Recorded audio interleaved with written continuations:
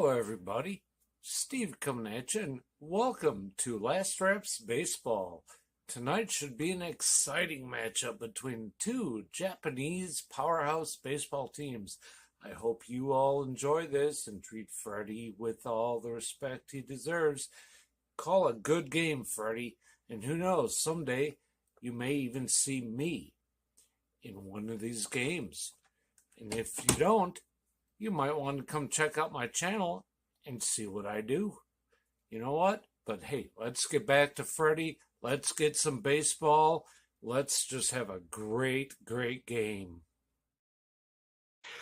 Good morning, good afternoon, and good evening, everyone, wherever you're at in the world. Welcome to Last Reps Baseball's live commentary of the Nippon Professional Baseball League. Tonight, we're going to bring you the third and final game of the series between the Chiba Lotte Marines and the Hokkaido Nippon-Ham Fighters. It is a 1-1 draw as the Marines last night broke a 7-game skid, knocking off the Fighters 4-2. It was a much-needed victory for Chiba, who had found themselves slipped out of the playoff spots. They were in 4th place in the Pacific League. Tonight, they'll be ascending to the hill at Atsuki Tanichi as he takes a 10-6 record to the hill against Haruka Niyomoto, who is 2-0 for the Fighters. We'll give you the starting lineups, first of all, from the visitors, and that will be the Chiba Lotte Marines. Leading off and in right field tonight, wearing number 0 is Takashi Ojino. Batting second at third base is number 72, Mike Brosu. Hitting third and left field is number 50, Shingo Ishikawa. The cleanup spot and doing the designated hitting is number 22, Gregory Polanco. Batting fifth and playing shortstop is number 67, Kenta Chitani. Batting in the 6th spot and playing first base is number 32, Toshiya Sato. Batting 7th in center field is number 25, Hiromi Oka. Batting 8th at second base is number 8, Shogo Nakamura. Batting 9th and doing the catching is number 99, Tomoya Kakanuma. As we said, they're going to be facing the Fighters, Haruka Niyomoto, who takes to the hill with a 2-0 record. 14 and a third innings pitched, 6 hits, 3 runs, all of them earned. He's walked 9 and struck out 14, and he's got an earned run average of 188. Now your starting lineup for the home team for the Hokkaido Nippon-Ham Fighters. Leading off in right field is number 66, Chusei Manami. Hitting second and playing second base is number 56, Ryohei Hasekawa. Hitting third and playing third base is number 21, Kotaro Kiyomiya. Batting in the cleanup spot and doing the designated hitting is number 2, Ariel Martinez. Batting fifth at first base is number 3, Gosuke Kato. Batting in the 6th spot and playing in center field is number 7, Go Matsumoto. Hitting in the 7th spot and in left field is number 30, Yuya Gunji. Batting 8th at shortstop is number 58, Daiki Narama. And batting 9th and doing the catching, number 64, Yua Tamiya. And they are going to be facing, it'll be at Atsuki Tanichi for the Chiba Lotte Marines tonight. He's got a 10-6 record on the year, 133 innings pitched, 113 hits allowed. 48 runs, 45 have been earned. He's walked 45 and struck out 153. He's got an ERA of 3.05. Well, those are your starting lineups for both teams. We'll be set to bring this one to you in about 2 or 3 minutes when first pitch arrives. Our friend Zay is in the house tonight, and we welcome everybody else who's listening in, whether you listen live or on delay. Appreciate you guys for being here. After these tunes, we'll be right back with all the action. Appreciate you for listening in.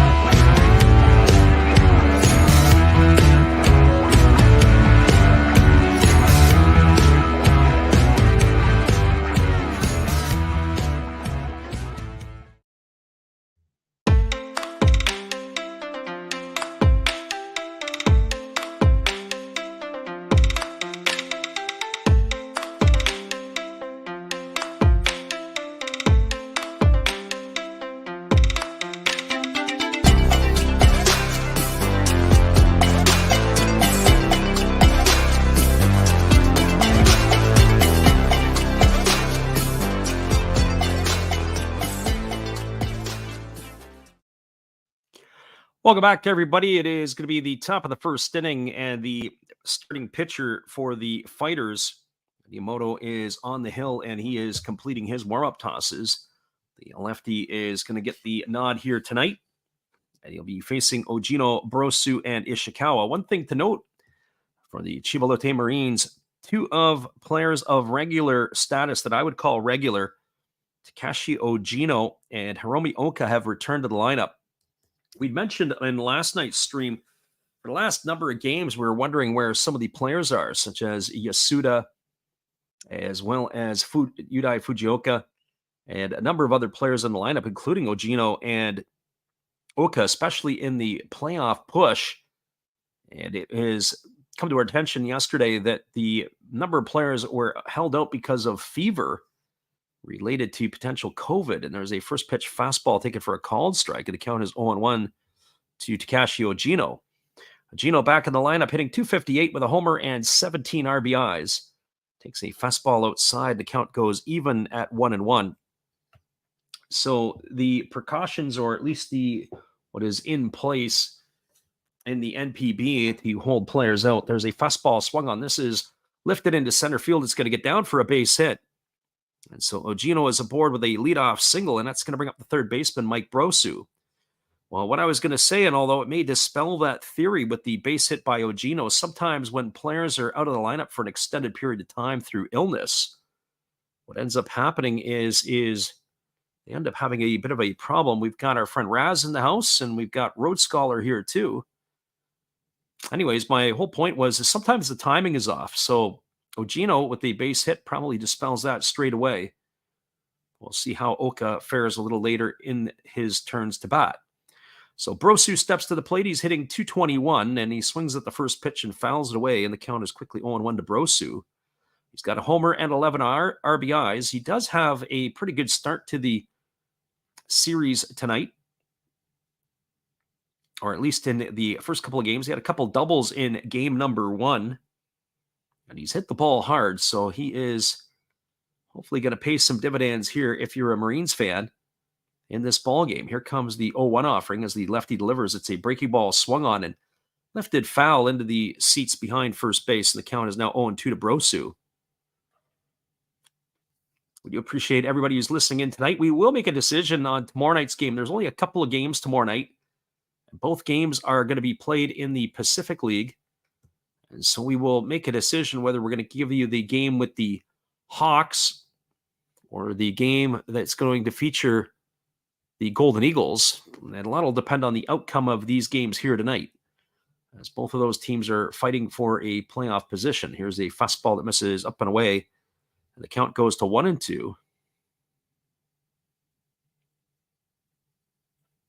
Raz asked the question about the big boss going into 2024. The tomfoolery continues. You know, one of the things I have to say, and I kind of mentioned it a little bit earlier in the stream, probably the shenanigans and the stuff that he brings to the team distracts from the on-field performance. Of course, you do have a young team. Here's the 1-2 pitch. Breaking ball swung on, tapped back to the mound, fielded by the pitcher who fires to first. That's going to retire Brosu. It's going to go down as a ground out 1-3. The pitcher, Namoto, had come off the mound on the third base side, and he struggled to field it cleanly. But he is able to retire Brosu for the first out of the inning. It was basically a swinging bunt. It advances Ogino over to second, and that's going to bring up the left fielder, Shingo Ishikawa.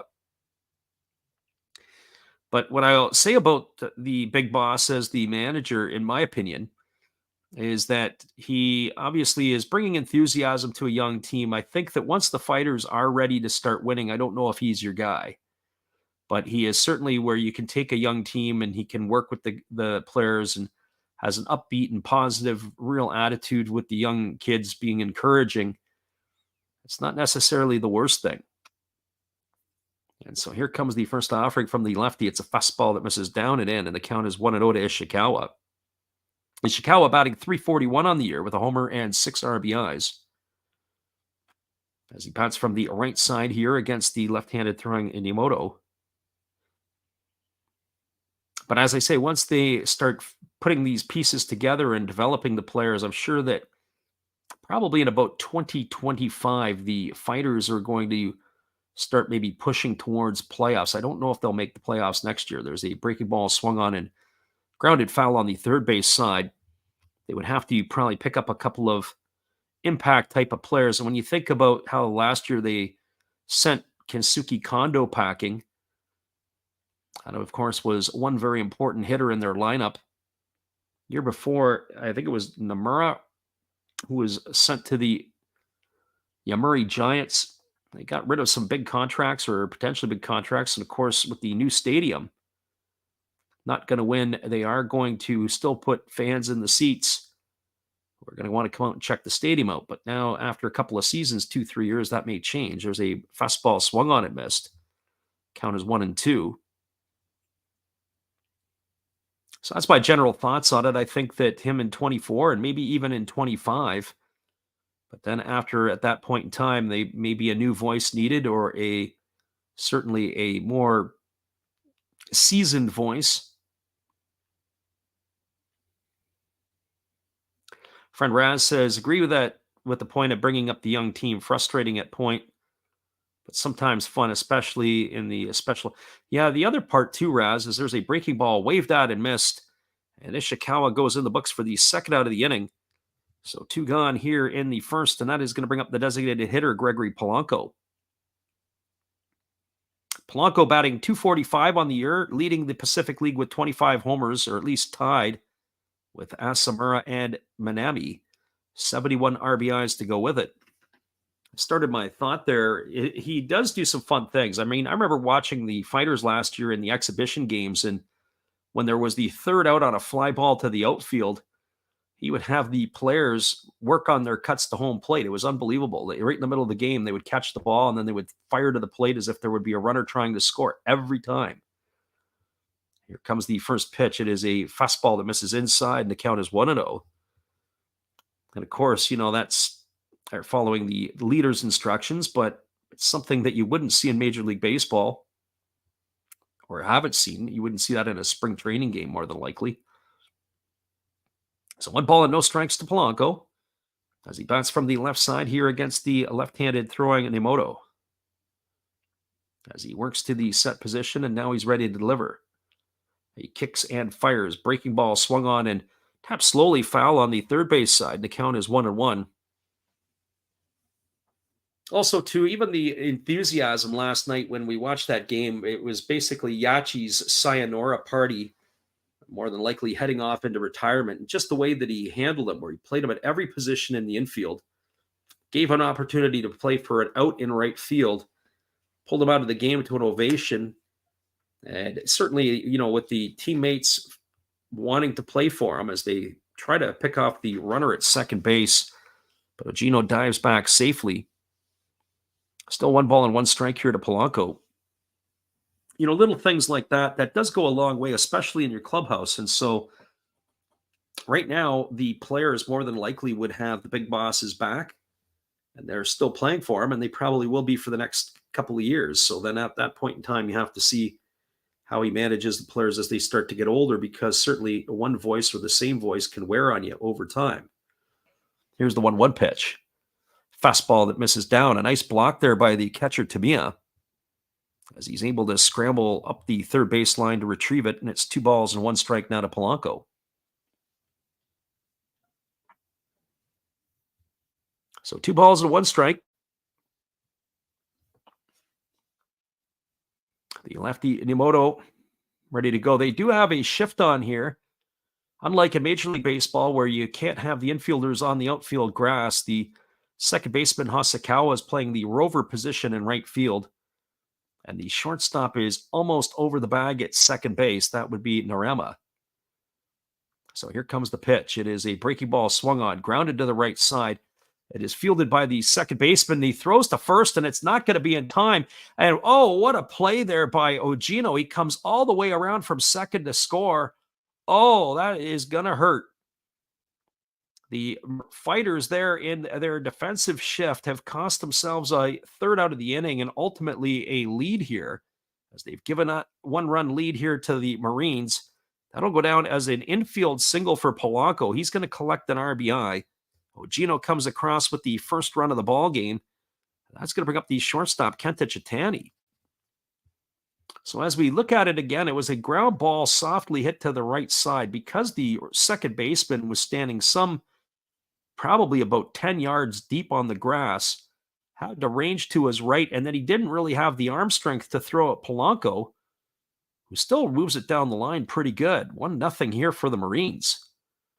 Then the first pitch delivered to Chitani is a breaking ball that misses down, and the count is 1-0.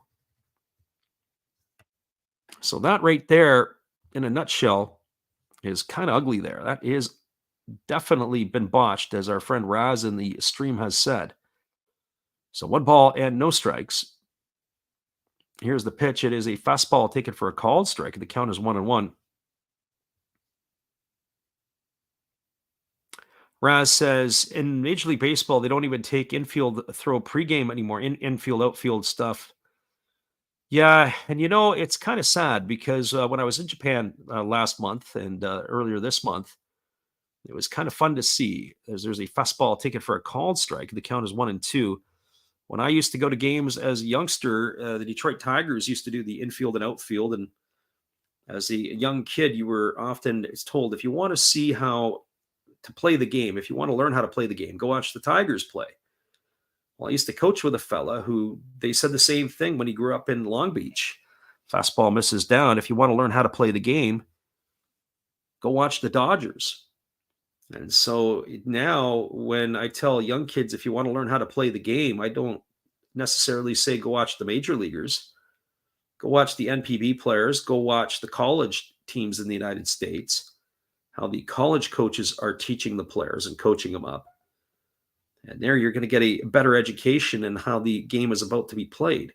Here's the pitch. It's a fastball swung on, grounded over to third, fielded by the third baseman, Kiyomiya. He fires to first, and that's going to retire Chitani on a ground out 5-3.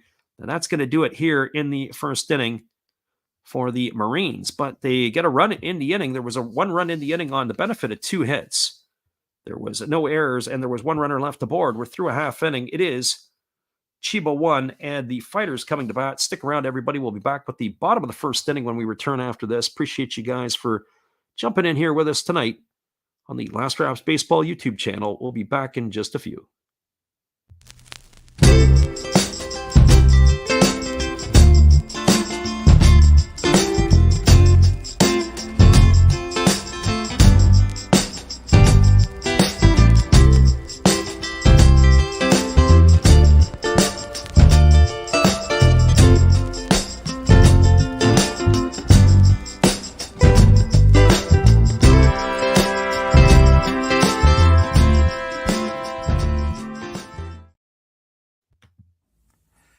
This is Steve Rademacher, and I'd like to introduce you to my channel if you haven't seen it before. These are all the things I enjoy: sports, autographs, relics, non-sports Hall of Famers, pseudo-sports, Star Wars. That's my channel name and my name, and I would really appreciate it if you would come check me out and maybe even subscribe if you like it. Thank you for that for now, and back to your ball game. Welcome back, everybody. The right-hander, Atsuki Tanichi, has completed his warm-up tosses, and we are ready to get this one back underway. As coming up in the bottom of the first inning, it'll be Chusei Manami, Ryohei Hasekawa, and Kataro Kiyomiya, the 1-2-3 hitters in the batting order to get things going here for the Fighters. Manami enjoying himself a really nice season. He's batting .268, 25 homers, and 73 runs batted in. When we talk about some of the young core players, or at least the core players in my eyes for the Fighters, some of the players may not necessarily be as young, but certainly Manami is right there with Kiyomiya. Of course, Nomura not in the lineup tonight. Go Matsumoto, those are the ones that I think come to mind. It'll be interesting to see how Ariel Martinez, Katsuki Kato, and some of the others will fit into the mix moving forward. There's a fastball taken for a called strike, and the count is quickly 0-1 to Manami. But they have some nice building blocks to the Fighters, and with some maturity, some getting a little bit stronger, a little bit more understanding. As I said before, I think that they're probably a couple years away to where they can challenge to a playoff position, as that fastball misses down and the count is 1-1. but they also need to make sure that they make some shrewd moves with their international pickups. Here's the pitch. It's a breaking ball that misses down, and the count goes to 2-1. So 2 balls and 1 strike to Minami.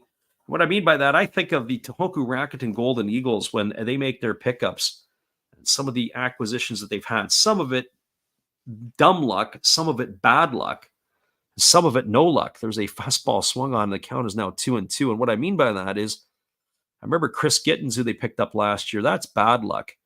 He had hurt himself on a swing, and I think he had dislocated a rib or broke a rib on a swing. And he was with them a little bit this year, but never really the same.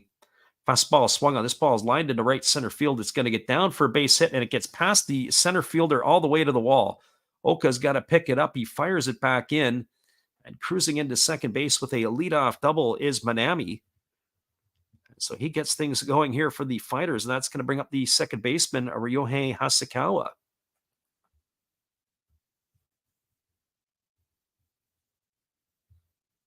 Well, for Hasekawa, he's hitting .220 on the year. He's got a homer and 9 RBIs. He had himself a heck of a ball game in the first game of this series. He was on base all 4 times. Raz says Rakuten has had horrible luck. Yeah, that was the first one, Gittins. The dumb luck is having signed Yasmani Tomas. There's a fastball taken for a called strike as Hasekawa had squared the bunt, and the count is 0-1.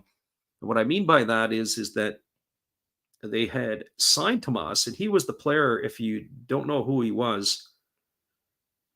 Actually, they signed Yasmani Tomas. He was one. The other player that they had signed was Rusney Castillo. And Rusney Castillo had inked that big deal with the Boston Red Sox. There's a fastball bunted back to the pitcher, fielded neatly by the pitcher, Tanichi. He throws to first. That's going to retire Hasekawa. It's going to advance the runner Minami over to third. Goes in the books as a sacrifice, a 1-4. As Hasekawa is gone for the first out of the inning, and it'll bring up the third baseman, Kataro Kiyomiya. But I'd mentioned about Rusty Castillo, the Red Sox threw about $75 million at him. I don't even know if he had 300 big league at-bats. He was basically a big-time bust. And so as soon as he became a free agent, the Tohoku Rakuten Golden Eagles picked him up, snapped him up. And just as he was a bust in Boston, he was a bust in Tohoku as the fastball is swung on and fouled away, and the count is 0-1 to Kiyomiya. Kiyomiya batting .248 with 10 homers and 40 runs driven in. I think of some other players in recent years. Brendan Dixon, who had a decent year with the Detroit Tigers, he was picked up. He was absolutely miserable for Tohoku. Fastball misses upstairs, and the count goes even at 1-1.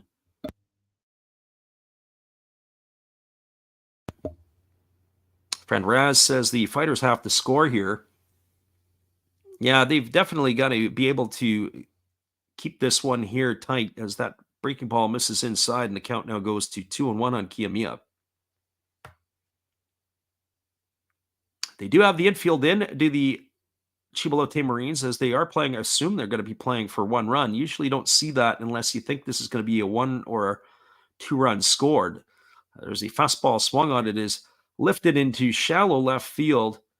And coming over and making the grab is the left fielder Ishikawa. He fires it back in, and retreating back to third is the runner Minami. It was not deep enough. And that is going to be fly ball out. That's going to be out number 2 here in the inning, and that'll leave it up to the DH, Ariel Martinez. So disappointing there for Kiyomiya, not able to hit the ball deep enough. And of course, not wanting to challenge the arm of the left fielder, Ishikawa. I thought they might have done a little bit better job of trying to be able to do that. But that is not the case, as it's now going to bring Ariel Martinez to the plate. Martinez hitting .249, 15 homers and 64 runs driven in on the year.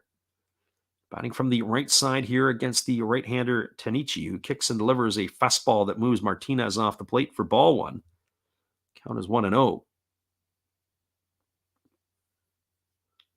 Also curious to see who else they're going to add to the mix. As I say, the Fighters, when you look at certain positions, there's a fastball swung on and fouled away. Count is 1-1. You think if Ariel Martinez is back next year, he catches, he plays first base, and he DHs. So that's a position, certainly first base and catching, you don't need if you're bringing an import player. And Kiyomiya looks like he's got third base locked down. Manami, of course, isn't going anywhere in right field, so that position's locked down. Matsumoto would probably still continue to patrol center. There's a fastball swung on, and it is grounded, and it's going to get through the third baseman, Brosu, into left field. That's going to probably go as an error, more than likely, and that's already flashing on the scoreboard. And Ariel Martinez is aboard on the error. That's going to cash in Manami. An unearned run here, and the score is 1-1. It just gobbled him right up. Brosu not able to stay down on the ball. Ended up that he came up, the ball stayed down, and it went right through him. So E5, charge to the third baseman, of course. That is going to bring up the first baseman, Gosuke Kato. It was not a hard play, but it wasn't necessarily an easy play. It was played into an in-between hop, as Brosu wasn't able to take it off the short hop, and that's what gobbled him up. First pitch to Kato is a fastball that misses for ball one, and the count is 1-0. Our friend Raz says a run is a run, and that is absolutely correct. Gotta take what you can get when you can get it. There's a breaking ball that misses down, and the count now goes to 2-0.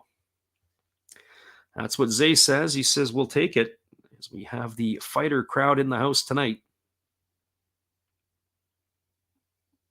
Don't know if I've ever met a Chiba Lotte Marine fan.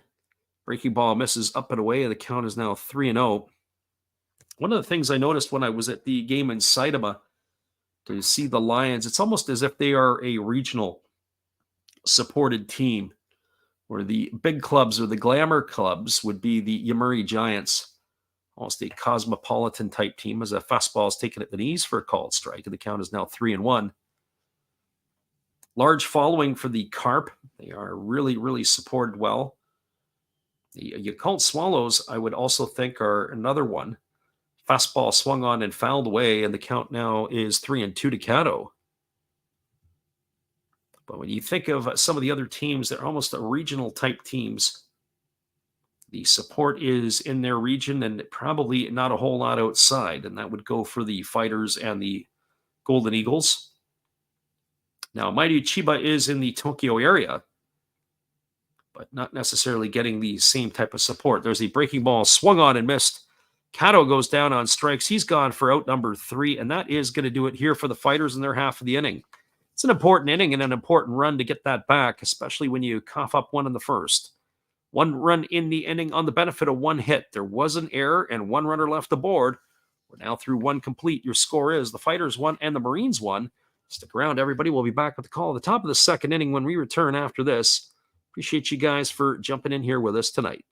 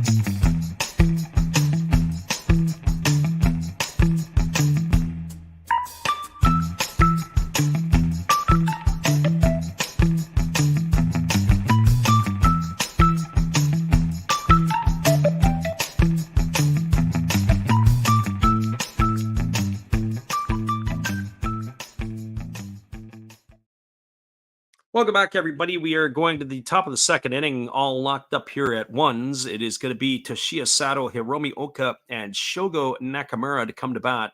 That is the 6, 7, and 8 hitters in the batting order for Chiba. Our friend Raz says he is a Roki fan.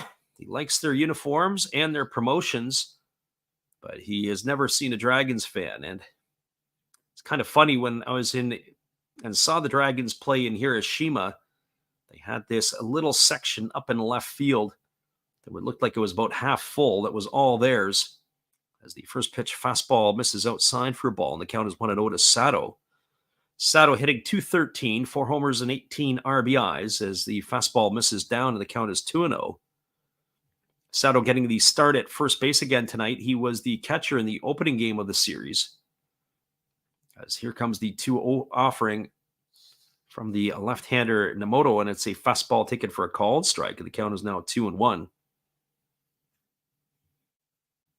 Dragons, when I look at the Fighters and the Dragons, both teams locked in last place in their respective leagues. There's a breaking ball swung on. This is hit it into deep center field.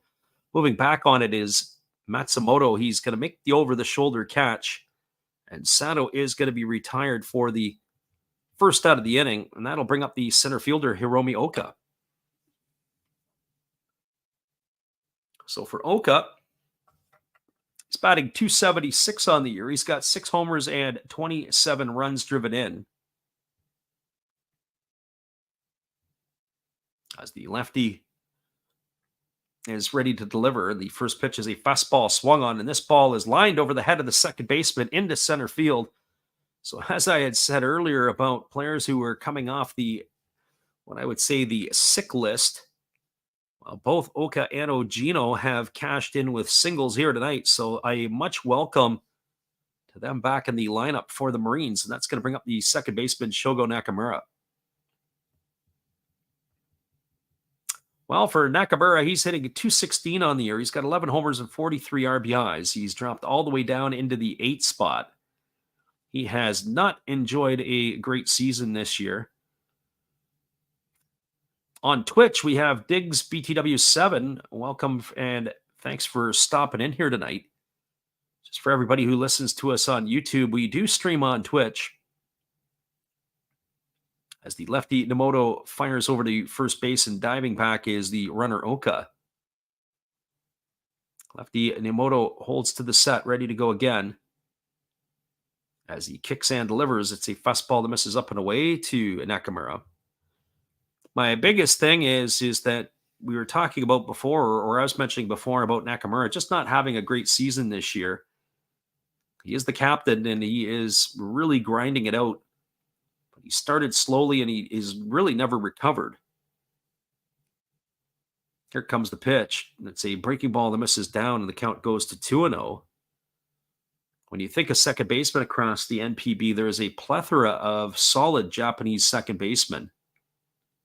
Whether it's Hideto Asamura, I like Shurato Nasaki of the Lions, Tetsuda Yamada for the Swallows. The list can go on. There's certainly a run of them that are pretty solid. But Nakamura can fit into that category when he's swinging a hot stick. There's a fastball taken for a called strike, and the count is 2-1. But this year here, maybe showing his age a little bit. His father time may be catching up to him. So 2 balls and 1 strike here to Nakamura. The runner at first is Oka with 1 gone here in the top of the second inning as the lefty Yamamoto holds to the set position and now delivers a fastball that misses up and away.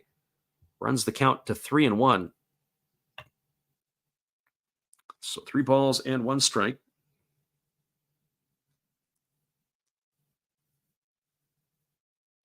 Only 2 games going on in the Pacific League tonight. As the other game, as we will keep you updated on that, is also underway in Tohoku. And of course, there's only 2 games that are going on, period, in the NPB. As that ball is a fastball swung on and missed, and Nakamura is down on strikes.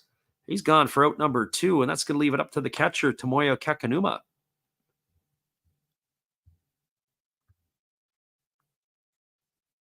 Well, for Kakanuma, he's batting 107 on the year, no homers and 1 RBI. That other game that's going on tonight is the Golden Eagles and the Buffaloes in Tohoku. There's a breaking ball swung on and missed. There goes the runner down to second, and it's going to be a stolen base for Oka as he gets it in time. The throw was a little bit offline to the left field side of second base and also a little bit short, but a good jump there by Oka off of the lefty. So he's got himself a stolen base.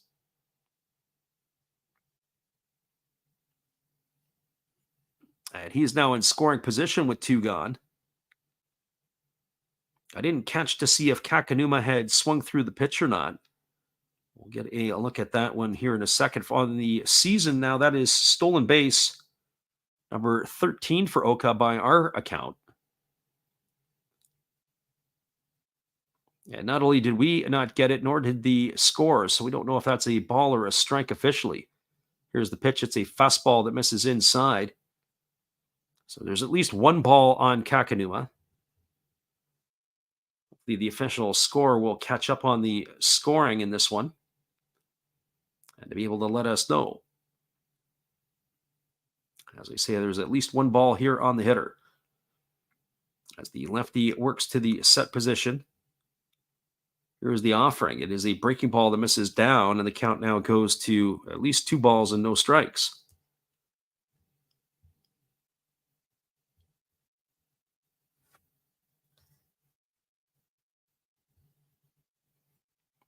Our friend Raz says from 2 balls and no strikes to a strikeout.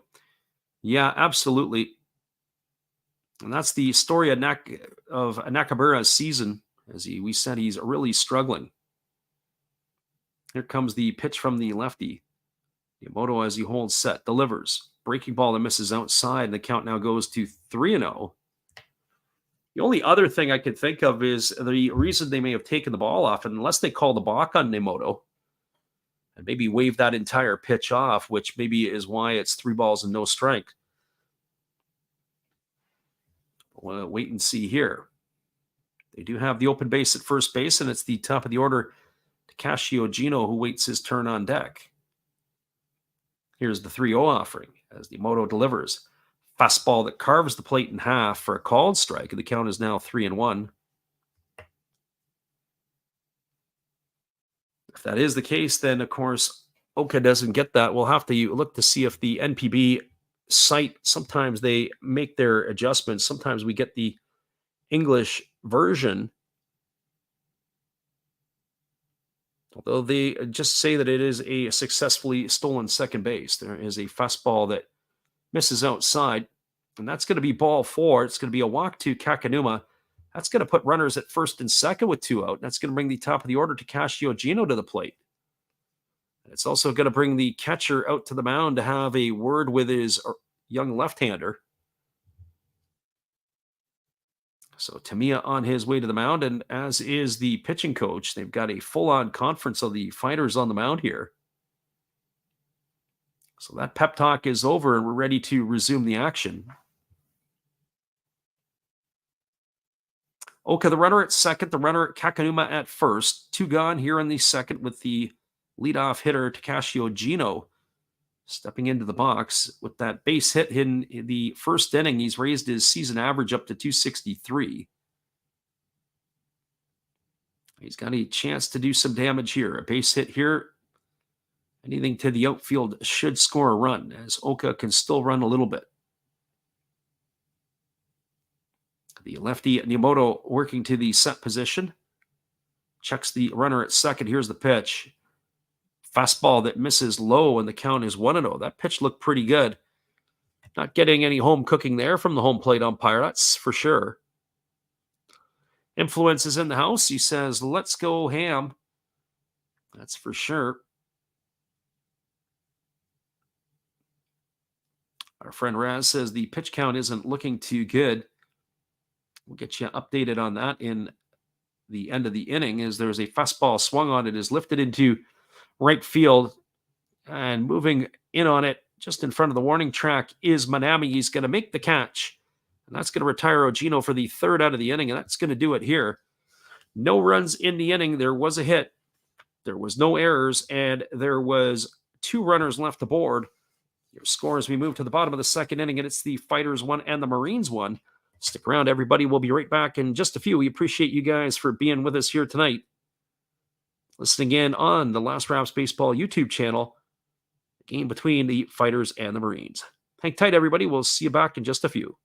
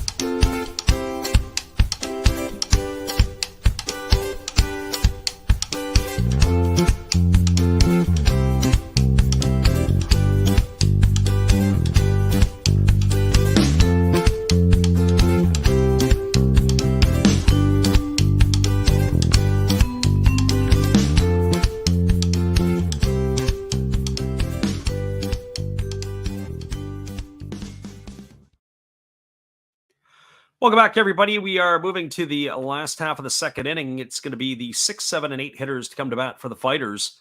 That means Go Matsumoto, Yuya Gunji, and Daiki Narama to face the starter Taki Tanichi as he's ready to go at Saki Tanichi.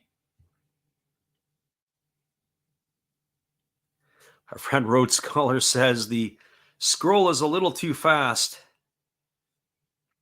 As the first pitch is a fastball that misses down and in, and the count is 1-0. It's part of the thing there, Rhodes Scholar. The also not working is the zoom. So not only is the scroll too fast, but the zoom in is also not working as well either. There's a fastball swung on and missed. The count is now 1-1 to Matsumoto. I kind of like Tanichi. The more I see him pitch, the more I like him. He's got 153 strikeouts and 133 innings entering tonight's affair. And he's been right up there in pushing for the league lead in the strikeout category. There's a breaking ball swung on. This ball is going to be looped into right field. It's going to get down for a base hit in front of the right fielder Ogino. So a single here for Matsumoto. Could have used those singles earlier in the year as he is about 70 points off his pace from the season before. Well, that's going to bring up the left fielder Yuya Gunji.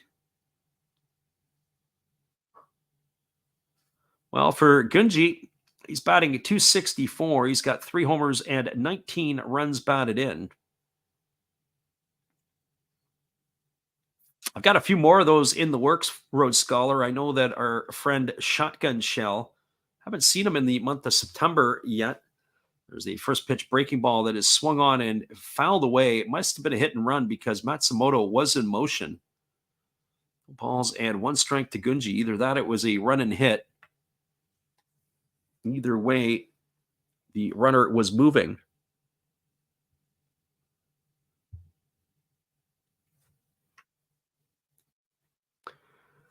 "24 pitches so far for the right-hander for the Marines. As Tanichi ready to go again as he works to the belt.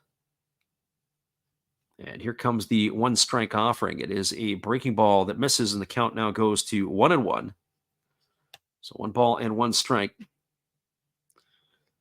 Trying to get our main feed back up. We let it go down a little bit. We've got our B feed working tonight, as we do both. Just in case one goes down, the other one is in the bullpen for us, so to speak. Here comes the 1-1 pitch as the right-hander gets his sign and ready to go again. And the pitch is on the way. It's a fastball swung on and fouled away. The count now goes to 1-2 on Gunji. I have to say my A feed tonight is not cooperating as much as it is. I know our friend Raz asked us for the pitch counts. And I'm like, I got 2 problems. One is it's either my glasses need to be cleaned, or B, I need to tighten up the screen or get a better screen than what we have. But our B feed is actually really crystal clear. Fastball swung on, chopped back to the pitcher, fielded by Tanichi. He throws to first. That is going to retire Gunji. He is going to be retired here on a ground out 1-3. It was basically a swinging bunt. Ball only went about maybe 15 feet at most. Just got itself out of the dirt circle as the pitcher had to come off the mound to make the play. It advanced Matsumoto over into scoring position. He's now at second base with 1 gone. And that's going to bring up the shortstop, Daiki Narama. Well, for Narama, batting .227 with a couple of homers and 15 RBIs. He came into the ballgame last night after Yachi did his tour of the infield and outfield. Fastball taken for a called strike. The count is 0-1.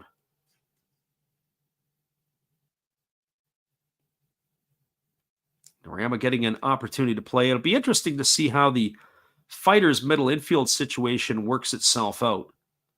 Obviously, Hasakawa and Narama, if you would ask me last year, Daigo Kamikawakabata looked like he was going to have a lockdown position as the pitch was fouled away. It's 0-2 now to Narama. But he had we talked about Matsumoto not having the season he did last year, being 70 points below the average he had in 2022. Kawakabata was about 100 points lower at one point. What he hit last year, there's a fastball swung on and it's fouled away behind home plate. The count is 0-2. So the league has caught up to him. Now it's balls in their court to make the adjustment back. So no balls and 2 strikes to Narama. He'll be followed by Yua Tamiya here in the second inning. As the right-hander gets the sign from his catcher, Kakanuma, and he's ready to go to work. He holds at the belt, and now he delivers. Breaking ball swung on, lifted into center field. Moving back on it is the center fielder, and it's caught by Oka. He fires it back in. Not tagging it second was Matsumoto. That's going to retire Narama for the second out of the inning. I don't know what Matsumoto was doing over there. I know he's already in scoring position at second base, but that ball to me looked like it was deep enough to at least be able to advance over to third. He stays at second. I wouldn't consider that good base running by any stretch of the imagination. And now that's going to bring up the catcher, Yua Tamiya. Well, for Tamiya, he's batting .071. He's got a homer and 1 RBI, and you can guess it correctly. His only hit has been the home run. There's a fastball swung on. This ball is going to get looped into center field. Rounding third and heading home is Matsumoto. Here's the throw. It's cut off, and they throw down to second, and they're going to get the runner at second base. Tamiya's going to get himself a single and an RBI. It's going to go in the books as a 8-2-6 putout because it got through to the catcher as he had come up almost to the pitcher's mound to retrieve it. But that is going to get a run in, and it is going to give the Fighters a 2-1 lead. So in the inning, there was 1 run on the benefit of 2 hits. There was no errors, and there was nobody left aboard. Your score after 2 innings, it's the Fighters 2 and the Marines 1. Hang tight, everybody. We'll be back with the call at the top of the third inning when we return after this. Appreciate you guys for jumping in here with us tonight. We'll be right back in just a few.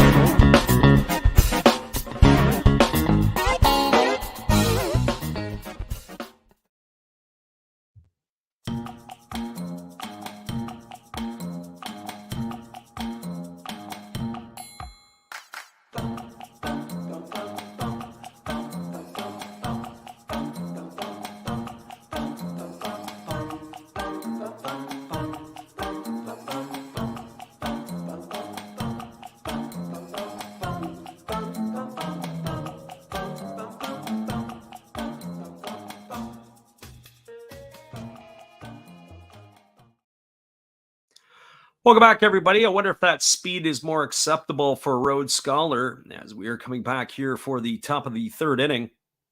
It is going to be Mike Brosu, Shingo Ishikawa, and Gregory Polanco, the 2, 3, and 4 hitters to come to bat.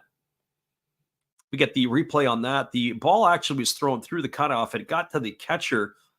The catcher who had made that play, as it was Kakanaka who had made it, he was almost halfway between home plate and the pitcher's rubber when he had taken the ball, as he had come up and threw the runner out at second base. Good read for him.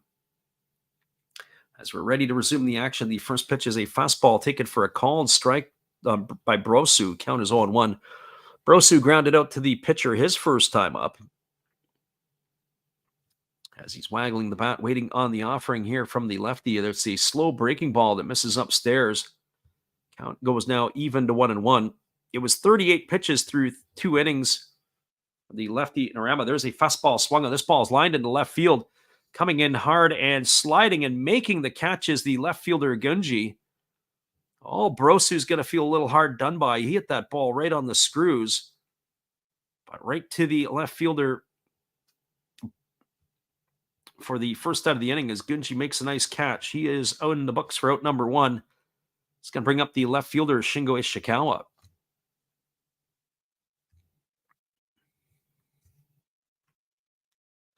Our friend Rhodes Scholar gives the thumbs up as he thinks that's much more acceptable. Zay says at least he's not batting 071 anymore. Yes, with that base hit, he's probably 2 for 12 if I remember correctly now. Fastball taken for a called strike by Ishikawa. Count is 0-1. So he probably almost doubled his batting average with one swing of the bat. Here's the 0-1. Fastball that misses upstairs. The count now goes to 1-1 on Ishikawa. It didn't help his slugging percentage, though. That would have been a double. It would have kept him in a pretty good stead with that home run. Here's the pitch. Fastball misses outside, and the count now goes to 2-1. As I say, another month or so, when we get into November, probably mid-November, that's when the action starts to happen and where the NPB teams are going to start picking up some players, free agents from North America. Or South America, the Latin countries. As that fastball is swung on and missed, the count goes to 2-2 on Ishikawa. So I'm curious to see who stays and who goes. I have to say, I was impressed with Luis Castillo last night of the Marines. Fastball swung on it, is lifted down the right field line. Moving over is Manami. Doesn't look like he's going to come up with that one. That's the one complaint I have about the stadium and the camera work, is you lose the right field corners, so you're kind of left guessing until something happens, and then they replay it to you, sort of. But 2 balls and 2 strikes as that one got into the stands. As the lefty Rama delivers, it's a fastball swung on. This ball is grounded past the third baseman into left field. Ishikawa is going to be aboard with a base hit.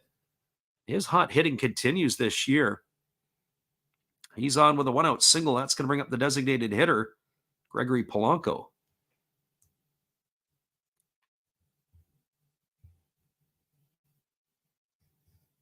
Well, for Polanco, he's 1 for 1 tonight. He's got a single and an RBI, as he had reached back in the first inning, as we said that the second baseman was playing as a rover in shallow right field.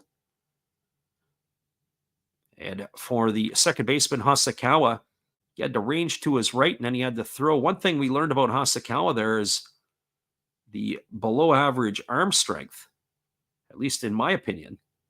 First pitch fastball taken for a called strike, and the count is 0-1. He's going to have to show me at another time that he's got something better than how he'd thrown that ball to first base to try to get Polanco. Looked like he wound up to throw, and the ball just floated out of his hand. Here comes the 0-1 pitch as the lefty Stead throws over to first base, and getting back in time safely is Ishikawa. Ishikawa has no stolen bases on the year. He does move fairly well, as Polanco is waggling the bat, waiting here on the offering. As the lefty holds to the set, now he kicks and delivers. Breaking ball swung on and missed. Now the count goes to 0-2. If you get an opportunity to check out our short videos, we put up a bunch today. Brian Snitker of the Braves was tossed in the second inning. And what he was tossed about was there was a foul ball. I forget who the hitter was, but it was fouled off of the catcher, Murphy. And the umpiring crew missed the whole darn thing.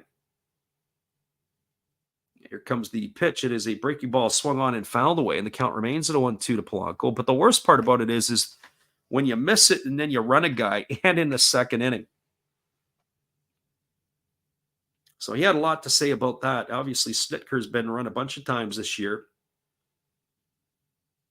Braves ended up winning the game in extra innings. 70 stolen bases now for Ronald Acuna Jr. on the year. So here comes the 0-2 pitch to Polanco as Nomoto holds to the set, delivers. Fastball misses upstairs, and the count now goes to 1-2. That was a dangerous pitch. I don't know if Nomoto got that pitch up high enough. That pitch there might have been right in Polanco's wheelhouse. Probably gave Polanco a nervous scare, thinking that he probably should have triggered on that one. So here comes the 1-2 pitch as the lefty holds and now delivers. There's a breaking ball waved at and missed, and Polanco goes in the books for the second out of the inning. That's going to be the third strike of the evening for Nomoto. And that is going to bring up the shortstop, Kenta Chitani. Well, for Chitani, he is 0 for 1 tonight. He grounded to third his first time up. He has had the opportunity to play in every game in this series. Of course, he is the beneficiary of some of the regulars being out. But he has enjoyed himself a nice season at the plate. And here comes the first pitch. It's a breaking ball that misses down, and the count now is 1-0 to Chitani.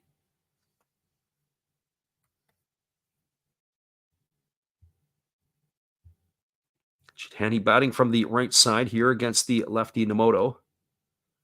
There is scoring in Tohoku. The Oryx Buffaloes now have a 3-1 lead in the top of the third over the Golden Eagles, as that pitch is a fastball swung on and fouled away. And the count now goes to 1-1. As I mentioned, we're going to try to we will call the game tomorrow night. We'll have to take a look to see how that's going to play out. The Marines, if they can win tonight, they're trailing obviously 2-1 here. If they win tonight, then they would gain another half game on the Hawks, which would put them, I believe, into a tie with them. I can't remember. I have to double check my standings, as there was a half game separating, or a full game separating all three teams. Hawks had a half game lead on the Marines and a full game lead on the Eagles. If the Marines win tonight, then they would move into a tie with Fukuoka. Of course, they have a game in hand. Breaking ball misses outside. The count now goes to 3-1 on Chitani. Golden Eagles have 135 games played. Their game tonight would even them up with the Hawks. A loss for them would put them a game and a half back behind Fukuoka, so they've got to win to keep pace. Buffaloes are just destroying everything in their way. Tough time to have to play them at any time, as they're now gearing up for the playoffs. Fastball misses upstairs. That's going to be ball 4. Chitani's going to be aboard with a walk. It's going to advance Ishikawa to second. It's going to bring up the first baseman, Toshiya Sato. And it makes me wonder, as our friend Raz earlier pointed out, the number of pitches that Nomoto had makes me wonder if they are going to have to go to the bullpen a little bit early in this one. Already 57 pitches here in the third inning. I've said before, usually you want to be about 15 pitches per inning. So this brings Toshiya Sato to the plate. He's 0 for 1 tonight. He flew to center his first time up. And the first pitch is on the way. It's a breaking ball that misses down. Count is quickly 1-0. So 1 ball and no strikes. Sato waggling the bat, waiting here on the offering from Nomoto, as the lefty holds to the set position. Here comes the pitch. Fastball swung on, grounded softly over to first, fielded neatly by Kato. He's going to win the race to the bag, and that is going to do it. Sato goes down as a ground out to 3 for the third out of the inning. No runs in the inning for the Marines. There was a hit, there was no errors, and there was 2 runners left aboard. That's 5 runners stranded through the first 3 innings for Chiba. That's not a good sign. After 2.5 innings, the score is the Fighters 2 and the Marines 1. Stick around, everybody. We'll be back in just a few with all the action. Appreciate you guys for jumping in here with us tonight. Whether you listen live or on delay, we always enjoy everybody being here. We'll be right back in just a few.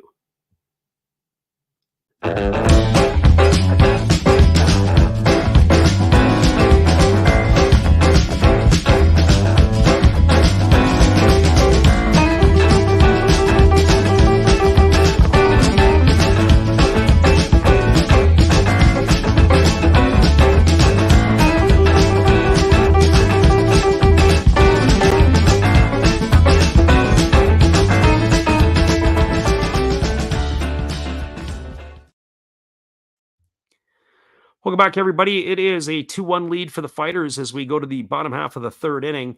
We'll be back in just a bit with all the action. It is going to be the top of the order coming to bat for the Fighters when we return.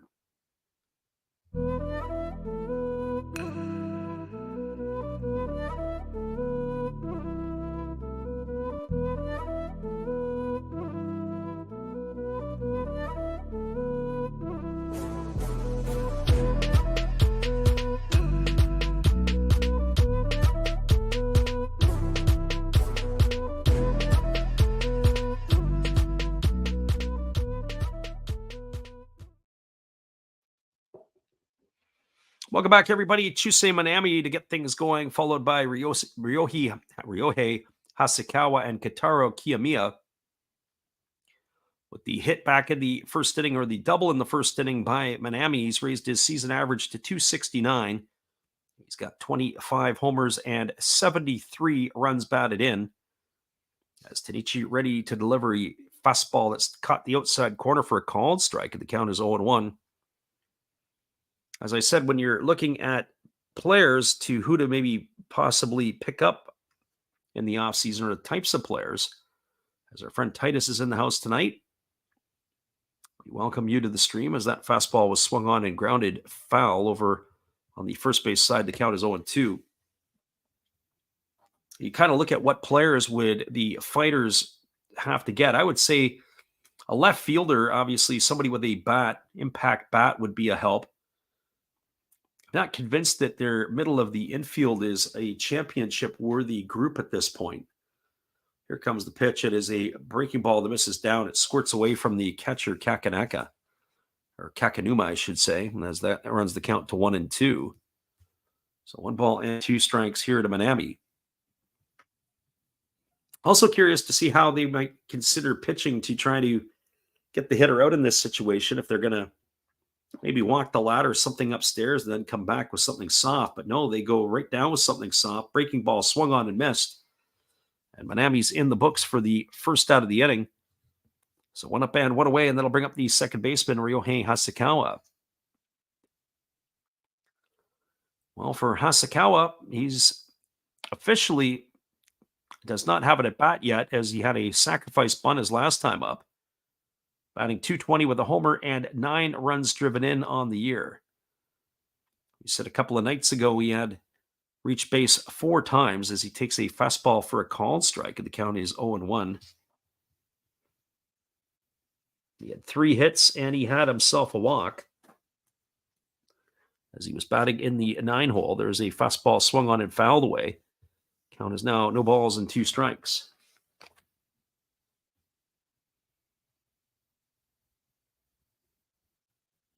Hasekawa in last night's game was 0 for 2 in a walk. So in the series, on base 5 out of 8 times. There's a fastball that swung on and missed. It's dropped by the catcher. He picks it up as Kakanuma and fire to first. That's going to retire Hasekawa on a strikeout, 2-3 on the putout for the second out of the inning. And that is going to bring up the third baseman, Kitaro Kiyomiya. And by our count, that would be strikeout number 3 here for Tanichi. As I say, he has got a lot of strikeouts. That's number 156 on the season now. And there's the first pitch delivered to Kiyomiya. It's a fastball swung through and missed, and the count is quickly 0-1. So 0 balls and 1 strike. Kiyomiya batting at .247 now on the year with that flyout in the first inning, as he's 0 for 1 in this one. Fastball misses upstairs. Count goes even to 1-1. So 1 ball and 1 strike. There's a fastball taken for a called strike. The count now goes to 1-2 to Kiyomiya. Looking ahead to tomorrow night, they have announced the pitching matchups. There's a fastball swung on and fouled away. I thought, or at least they've announced some of them. 1 ball and 2 strikes. It's going to be Kohei Arihara going for the Hawks against Tetsuya Imai for the Lions. There's a fastball swung on. This is lifted foul down the left field line. That's a pretty sexy pitching matchup, if you ask me. That would be something that we would be all over.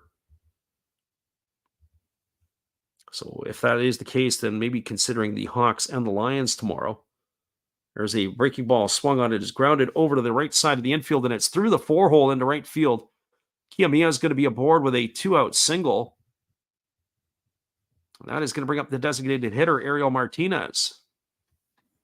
You got to hate that if you're a manager. I get you the first 2 outs, and then you get a base hit.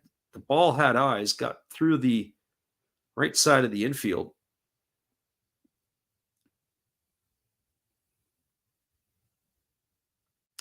I think it's going to go down as a base hit, but it looked like it was under the glove of Sato. Of course, Sato, the catcher playing first base, No Koki Yamaguchi patrolling that area, as he had done for most of the year. So Martinez at the plate here. Here's the first pitch. It's a fastball swung on. This ball's driven into left center field, into the pole gap. This is going to get down, and it's going to get off the wall. Digging it out is the left fielder, Ishikawa. He fires it back in. Cruising into second with a double is Martinez, and scoring all the way from first base is Kiyomiya. And that is going to give the Fighters a 3-1 lead. That ball was absolutely blistered. And there you have it right there. If you don't have a catcher playing first base, if you've got your regular player, that ball's probably come up with on the previous play. And more than likely, it's probably the third out of the inning. Instead, the next hitter steps up and drives it into the pole gap to extend the lead to 3-1. And that will bring up the first baseman, Gasuki Kato. Certainly the wins above replacement with Sato at first base is a bit of a challenge. So runner at second is Martinez. Kato at the plate. First pitch fastball swung on and grounded foul on the third base side. Count is quickly 0-1. So no balls and 1 strike. Fighters extending their lead to 3-1 here in the bottom half of the third inning. Damage coming with 2 out. So here comes the 0-1 offering to Kato as the right-hander delivers. It's a breaking ball swung on. It is looped softly into left field. Coming in and making the catch is the left fielder Ishikawa, and that is going to do it here in the third inning. But the Fighters get themselves another run. They keep tallying it on and on each and every inning. 1 run in the inning on a couple of hits. There was no errors, and there was 1 runner left aboard. Your score after 3 is the Hokkaido Nippon-Ham Fighters 3 and the Chiba Lotte Marines 1. Stick around, everybody. We'll be back with the call in just a few.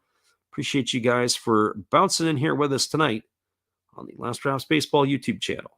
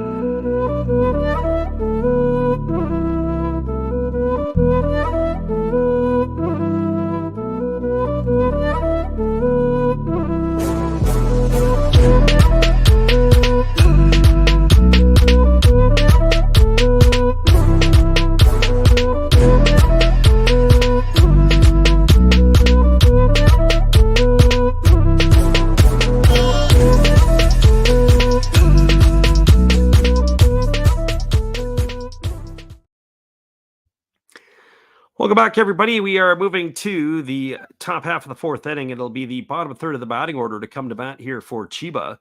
That means Hiromi Oka, Shogo Nakamura, and Tomoya Kakanuma as the Marines find themselves down 3-1 here as we move to the middle frames. As we said, we will be back on the airwaves tomorrow as we are looking at the starters in the ball games. We were checking out the ones between the Hawks and the Lions.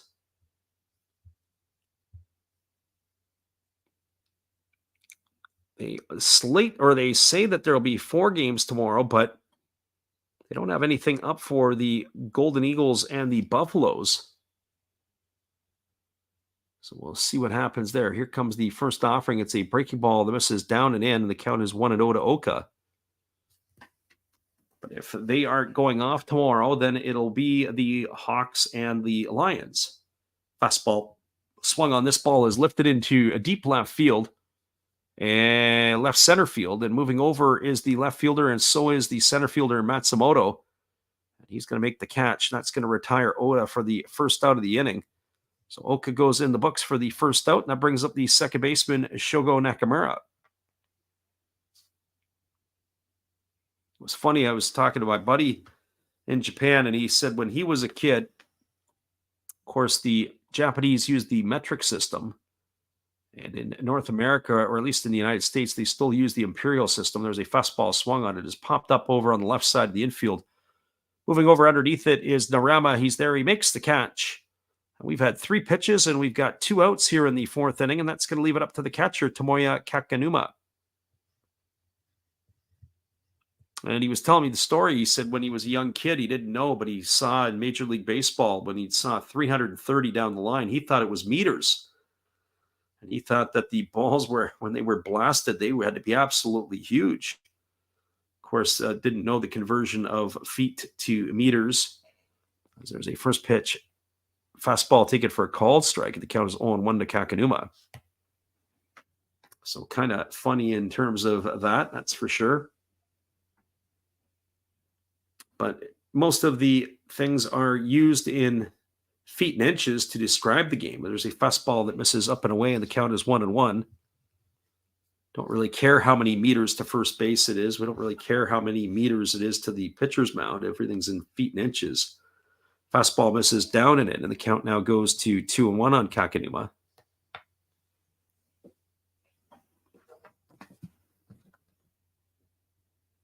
This is the first inning where the young lefty has been able to get the first 2 hitters retired. Every other inning, he's got himself into a little bit of a challenge. The Marines have left 5 aboard here, and there's a fastball taken for a called strike, and the count goes to 2-2.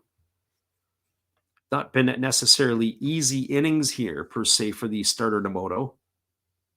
He has had to work to keep the Marines off the scoreboard. Here's the 2-2. Fastball just misses inside. The count goes now to 3-2 on Kakanuma. So 3 balls and 2 strikes.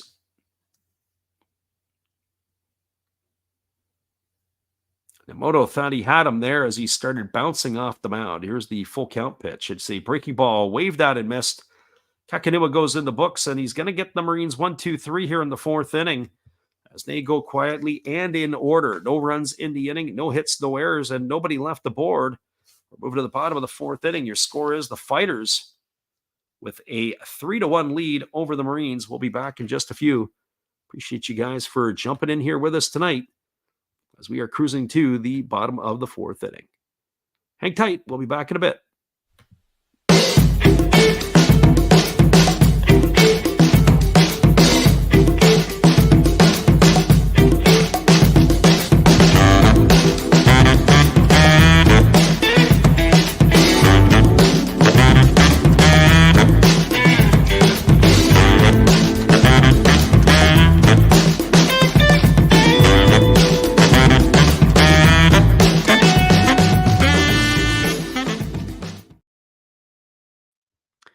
We've got a 3-1 scoreline for the Fighters as we're moving to the bottom half of the 4th inning. Stay tuned, everybody. We'll be back in just a bit with all the action. Your score, 3-1 Fighters, when we return.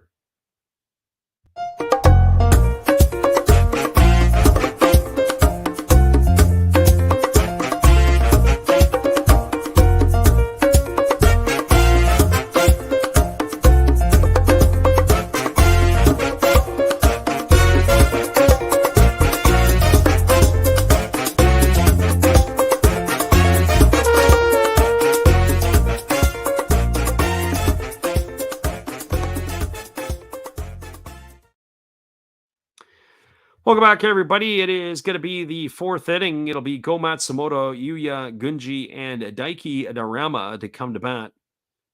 It'll be the 6, 7, and 8 hitters here in the 4th inning, as it will be the right-hander Tanichi coming back out onto the hill. Next inning of work. Again, another night tonight where there are some dogs in the stands in Hokkaido. And here comes the first pitch. It's a breaking ball that misses down for a ball, and the count is 1-0. I said before, when I've noticed that that is a promotion, I try to avoid that. Dogs bark at the park, especially when they have their animals with them. Sometimes they're well-behaved, and sometimes not so much. There's a fastball swung on. It's popped up on the right side. Moving back on it and toward the foul line is Nakamura. He's going to make the catch, and that's going to retire Matsumoto for the first out of the inning. So one up and one away, and that's going to bring up the left fielder, Yuya Gunji. And the thing is sometimes when other dogs are around, the dogs themselves get either excited or aroused, and they start barking and want to watch a game, and you've got these dogs making all kinds of noise.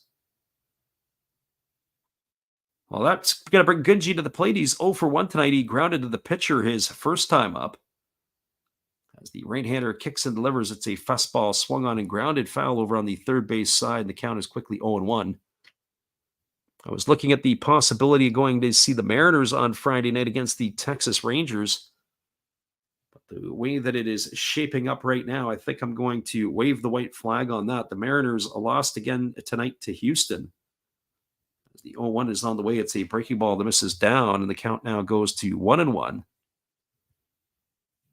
I think the Mariners' playoff chances are slipping out the door in a big hurry. They start a 4-game series later today against the Texas Rangers. Fastball misses down, and the count now goes to 2 balls and a strike to Gunji. Our friend CV Baseball Card Collector in the house, we welcome you to the stream, CV. CV has been knocking off the shorts. He's got, I think, 45 to go to 1,000 as he opens up different packs of cards. As there is a breaking ball that misses down, and the count is now 3-1. Sometimes he does it in different locales. Had a good chance to sit there with CV this summer as he and his wife and kids were in the Vancouver area. We had an opportunity to get to know CV a little bit. It's a pleasure to be able to do that. There's a fastball taken at the knees for a called strike, and the count now is 3-2. I don't know if I'll do it next year, but Angel Stadium is on my hit list. So CV, I'll let you know when I come to town because I've already seen the Dodgers play. There's a fastball taken for a called third strike. Gunji stood there like the house by the side of the road. He watched it go by for out number 2. He goes in the books. That's going to bring up the shortstop, Daiki Narama. Zay said that Hector Neris got into it with Julio last night, cleared the bullpens and the benches. No punches thrown. Yeah, it was really Neris. I don't know what he was doing, starting something from nothing. Unfortunately. Got himself a little bit pumped up for much of nothing, but certainly the Astros just carried on their workmanlike ways. There's a first pitch fastball swung on. This ball is lifted into left field. It's going to get down for a base hit. Narama rounds first, and he's going to be held there with a single. As that ball was absolutely scorched. Nice play there by the left fielder Ishikawa to get over to the line to cut it off before it got into the corner. So a 2-out single here by Narama, and that's going to bring up the catcher, Yua Tamiya. Well, this is kind of what happened last inning as the pitcher, Tanichi, retired the first 2 batters he faced, and then it was a single to Kiyomiya and a double by Martinez brought home the 3rd run of the game. And so this is going to bring up Tamiya to the plate here. Tamiya has knocked in 1 of the 3 runs tonight. First pitch fastball that misses down and away, and the count is 1-0. CV says he only goes on weekends or the summer anytime. I'm not sure what I'm going to try to do next year. I always try to get to a place. There's a breaking ball swung on. It is grounded through the 4-hole into right field. It's going to be a base hit. Rounding second and heading to third is Narama. The throw is not in time. Oh, I'd like to see that one. They may be looking at this. Let's see what's going to happen here. I wonder if Brosu's going to want to go up and get this one looked at. But that's a single for Tamiya. That's his 2nd hit of the night. Entering the game hitting 071, 1 for 11. Now he is 3 for 13. And he has looked good at the plate here with his swings. So back-to-back singles here with 2 out. The Fighters got something brewing again, and that's going to bring up the top of the order in Chusei Manami. Our friend CV says this weekend is Oakland. I'm a little bit choked on my end because I would have liked to have gone down to see Oakland and San Francisco. Of course, I'm not going to be able to get to Oakland because it doesn't look like they're going to have a team next year there. Still wouldn't mind getting down to the Bay Area to see the Giants play, although I have to say I don't know if I'm excited about going to San Francisco right now. I know I had a couple of customers of mine up here that went down to San Francisco, and they say after the pandemic, it's gotten very rough in some of the areas down there. A lot of places have closed up. It's really unfortunate. The San Francisco area has not taken it well. So here comes the first offering to Manami. It's a fastball. It's taken for a called strike, and the count is quickly 0-1. Manami tonight is 1 for 2. He's got a double. He's scored a run, and he's struck out in his 2 trips. But outside of the West Coast, Angels, and then, of course, the Bay Area teams I have not seen yet. There's a fastball that swung on and missed. Count goes to 0-2. I have been to Phoenix. I've been to Dodger Stadium. If a team got into Vegas, then it would probably be a no-brainer. I'd probably go and catch the Las Vegas Athletics or whatever they're going to be called if they're going to be moving there next year. Vegas is always an easy option, a destination spot, usually cheap flights. So no balls and 2 strikes to Manami as he waits here on the offering from the right-hander Tanichi, who holds at the belt, and now he kicks and delivers a fastball that misses upstairs. They have the first and third going on. The runner at third holds his ground. It looks like the runner has stolen second base, and that's Tamiya. So he is now at second. Now we got runners at second and third. So you can be a little delicate here with Manami at the plate.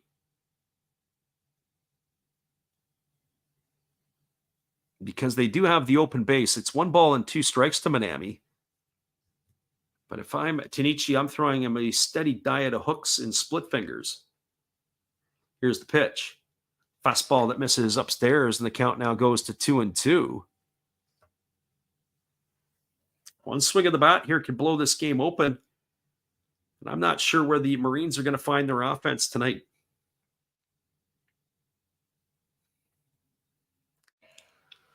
Before the grave is in the house here, it is Narama at third, Tamiya at second with 2 gone here as the Fighters are batting in their half of the 4th inning. And here comes the pitch to Manami. It's a breaking ball that misses down, and that's going to run the count full. So 3 balls and 2 strikes.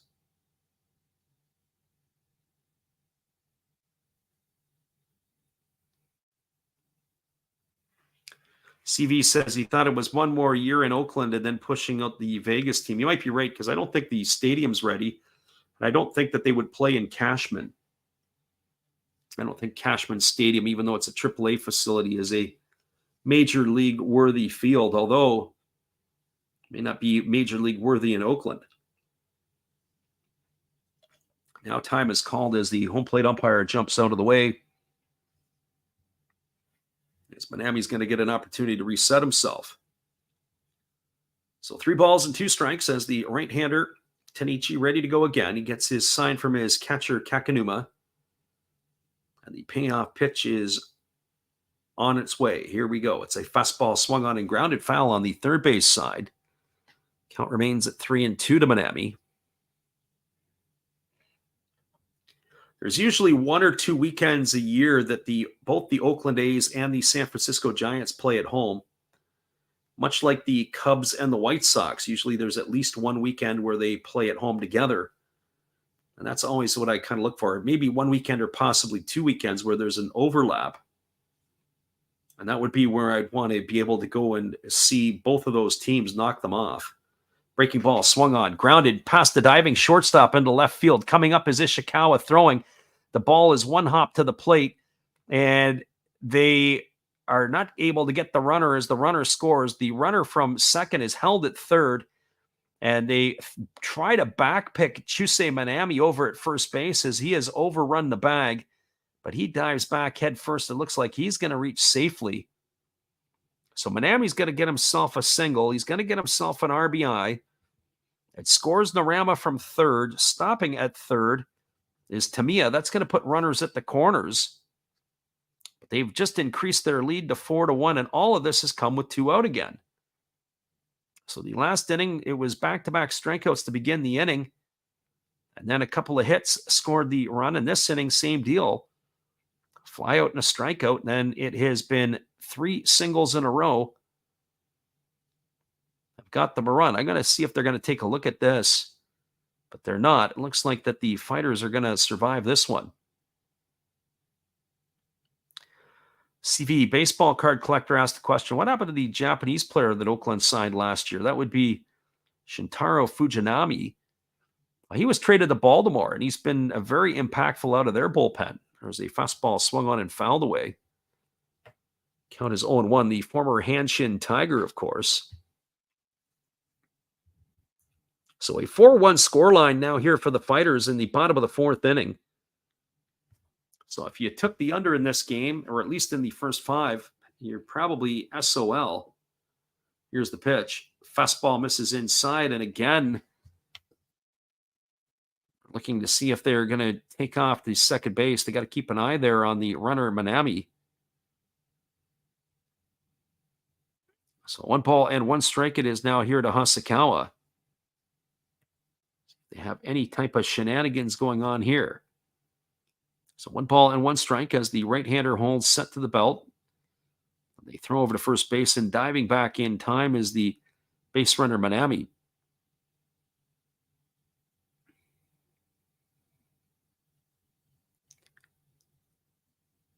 Hasakawa tonight in this one, 0 for 1. He has struck out, and he had a sacrifice bunt as he takes a fastball for a called strike. It looked like the home plate umpire was wanting to pull the chain to call him out on strikes because he went up with the left hand, not the right hand. Looked like he was going to give us the old chainsaw, and he realized that, oh, that's only the second strike. That's kind of funny. Seen that a couple of times in Major League Baseball over the last 5 or 6 years. The umpire forgets what the count is, and he rings somebody up. It's always good for a chuckle from the ball clubs and of course, the home fans. Fastball swung on and lifted foul over the dugout at third base, and the count is 1-2 to Hasakawa.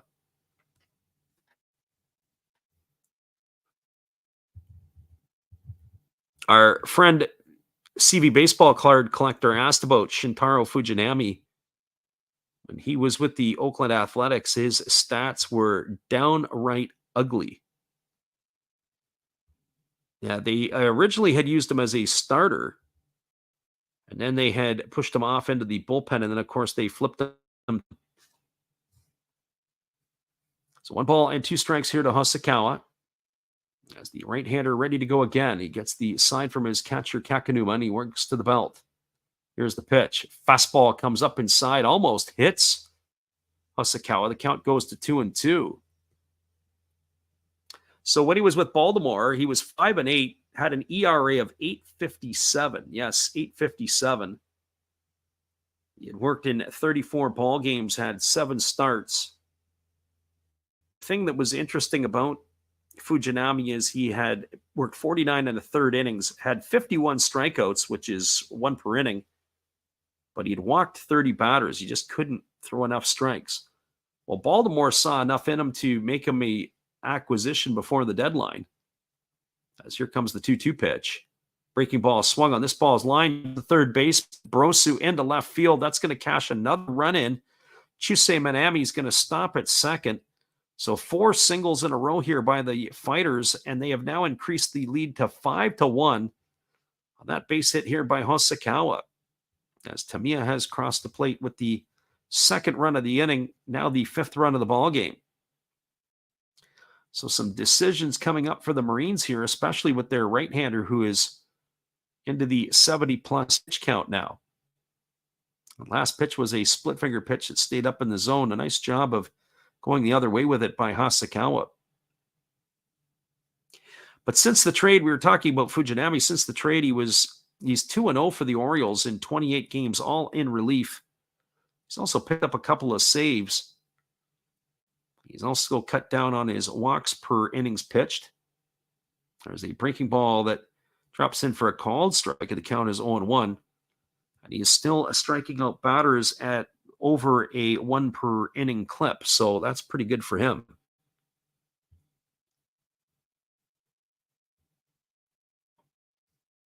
Our friend BD before the grave is saying that he needs the Marines to win. Well, they are definitely in some big-time trouble here. There's a fastball swung on and fouled away, and the count is now 0-2. Our friend CV says the A's had a press conference. A's had not had a press conference in 10 years for anything. That in itself is news. So no balls and 2 strikes here to Kentaro Kiyomiya, who is 1 for 2 tonight. Singled, scored a run, and flown out to left field. He is looking to add to the tally here for the Fighters. Fastball misses upstairs. The count now goes to 1-2. So 1 ball and 2 strikes.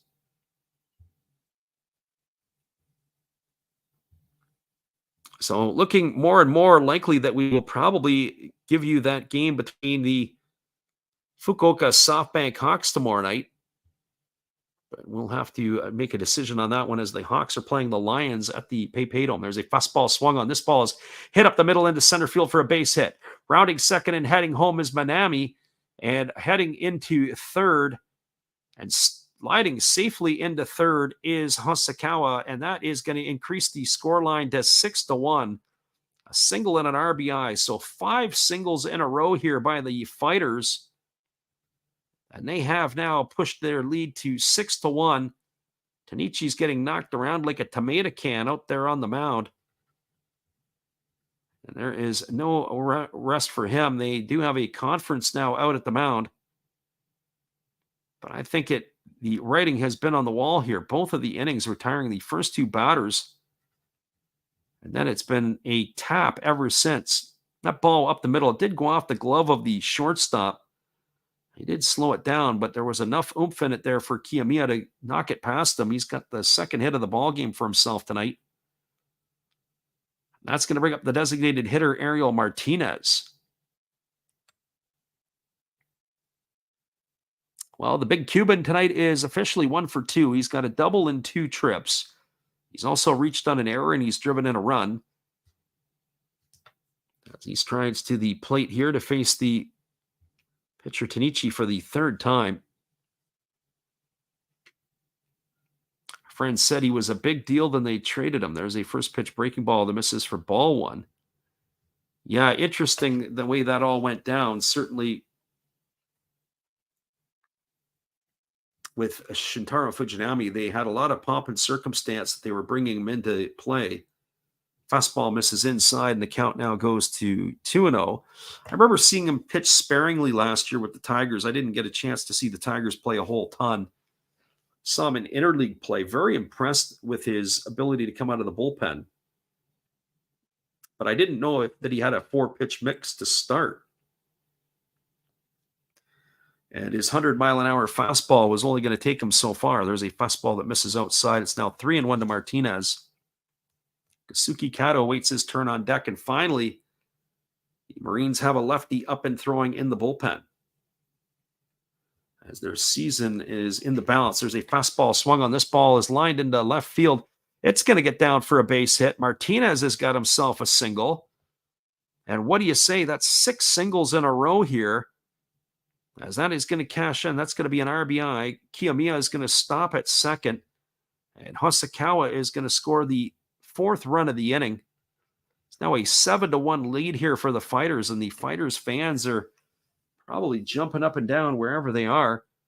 And our friend before the grave, who was looking for a Marines win, is probably up to the bar ordering some beers. And that looks like it's going to be the end of the night for Tanichi. The hook has come out maybe a little bit too late, as he's given up a 4 spot here in the inning. Hang tight, everybody. We'll be back in just a few. We'll get you the pitching change and all that when we return after this. Thank you, Freddie. And hey, guys, let's open up a 5-card pack of 2023 Topps Baseball. And remember, during this timeout, you can also go visit some other channels. Oh, look, Jeter Downs. Bleh. Diamond Princess. She's great. Oh, there's a cubby. Screw that. Hey, go check out the one and only Bud Stoney. Oh, here's one for another Hollis build. And you can stay anywhere you want to. when you're around Freddie and the Seattle area. That's good for Mr. Fuego. And you know what? Why don't we bring out one of the Oakland A's for a league of her own? Bingo! Thank you, Freddie. Pitchers look like they're ready. Let's play ball!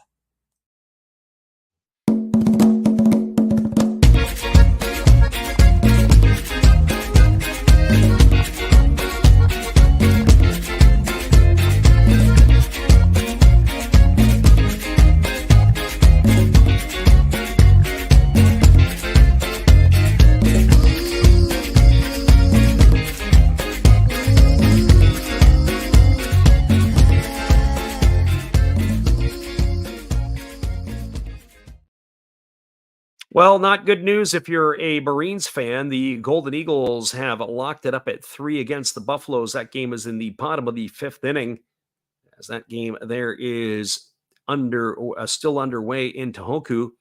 This one here, we're in the bottom of the 4th inning, and it is now a 7-1 lead here for the Fighters, as the Marines starter Tanichi has been chased, and it has been a succession of singles, as there has been 6 in a row here after the first 2 outs have been retired. Bases are loaded.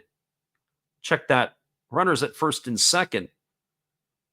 And it is Kazuki Kato who is coming to the plate, who is 0 for 2 in this one, but looks like we may have ourselves a pinch hitter here, so we're going to check ourselves there. It looks like it is Nomura who is coming in to pinch hit for Kato. It looks like Kato's night is done. But we do have a new pitcher for the Chiba Lotte Marines, and we'll get you his specs in a minute. The first pitch is a fastball that is swung on and missed. Count is quickly 0-1. It is going to be Suzuki who is on in relief. And this is Shota Suzuki. He's working his 11th appearance of the year. He's got no record. 14 innings, 10 hits. Walked 7, struck out 11, and he's got a 2.57 ERA. So he is on here to face the right-handed hitting Nomura, and there's a fastball swung on. This ball is lifted into right field. It's going to get down for a base hit. Here comes the throw to the plate. They cut it off, and now they got the runner caught up between second and third, and that is Ariel Martinez. He's going to get tagged out, and that is going to do it. So it's going to be a single for the pinch hitter Nomura. He's going to get himself an RBI, as that is going to score Kiyomiya from second base, and the putout is going to be retired, as it's going to go 9-3-5-4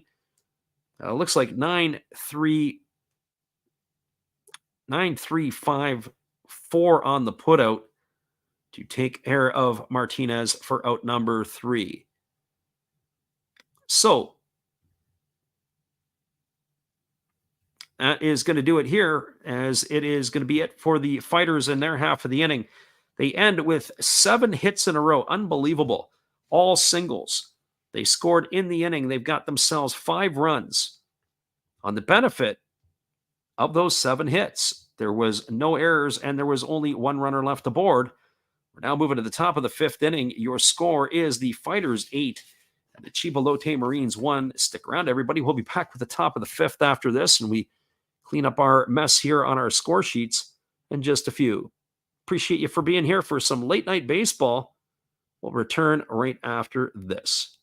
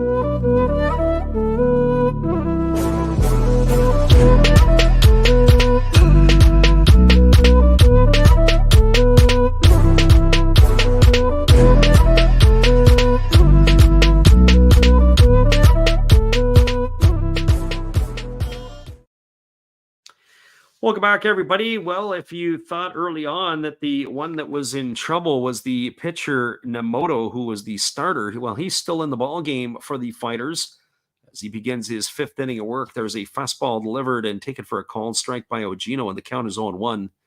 Ogino tonight 1 for 2, a single and a run scored, and after that, they haven't scored since have the Marines as that fastball misses down, and the count is 1-1. So 1 ball and 1 strike.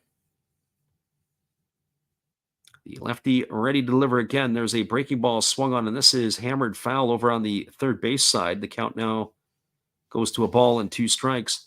You know, it was interesting in this one here as or at least we found it interesting that they had been able to put up some offense, have the Marines, and then, of course, they stalled. They had stranded 5 runners in the first 3 innings, not able to get that clutch hit to turn the table their way. And at times, they looked like they were ready to chase the starter Nemoto. As here comes the 2-2 pitch. Fastball swung on and missed, and Ogino goes into the books for the first out of the inning. But yet, the Fighters able to survive. And as the Fighters have been able to survive, they allowed their bats to be able to do some damage to the starter Tanichi, who got chased in that last half inning. Unbelievable. Well, that brings up the third baseman, Mike Brosu. And the first pitch is a breaking ball that misses outside. The count is 1-0. For Brosu tonight, he is 0 for 2. He has made an error in this ball game that did lead to a run. There's a fastball swung on. This ball is lifted into deep center field. Moving back on it is Matsumoto, but he's going to make the catch. That's going to retire Brosu for the second out of the inning. So 2 up and 2 away, and that is going to bring up the left fielder Shingo Ishikawa. That's now 6 in a row retired here by Nemoto, as he has started to find his groove. As we said, who would have thought that this would have been the case? And I always say it, you define a team sometimes when they're losing, especially in a spread like this, who are grinding out at bats. I've seen the Houston Astros play numerous times on television this year. And sometimes when they're down, their at-bats are professional at-bats. They really grind in battle. First pitch breaking ball swung on and missed, and the count is 0-1. Tough outs. What defines a tough out? Here comes the 0-1 pitch. Breaking ball misses outside. The count now goes to 1-1. So 1 ball and 1 strike it is. The lefty kicks and he fires. There's a fastball swung on and fouled away over on the first base side. The count now is 1-2 to Ishikawa.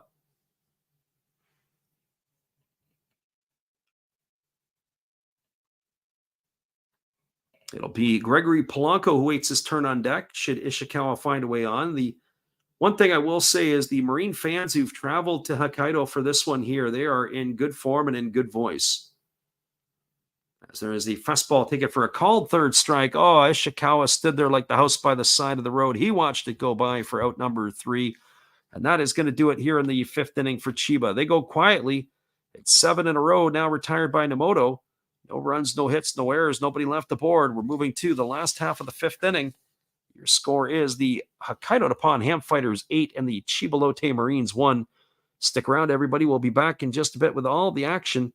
Appreciate you guys for jumping in here with us tonight on the Last Raps Baseball YouTube channel. Hello, guys. Thank you for joining Freddie here on his baseball game.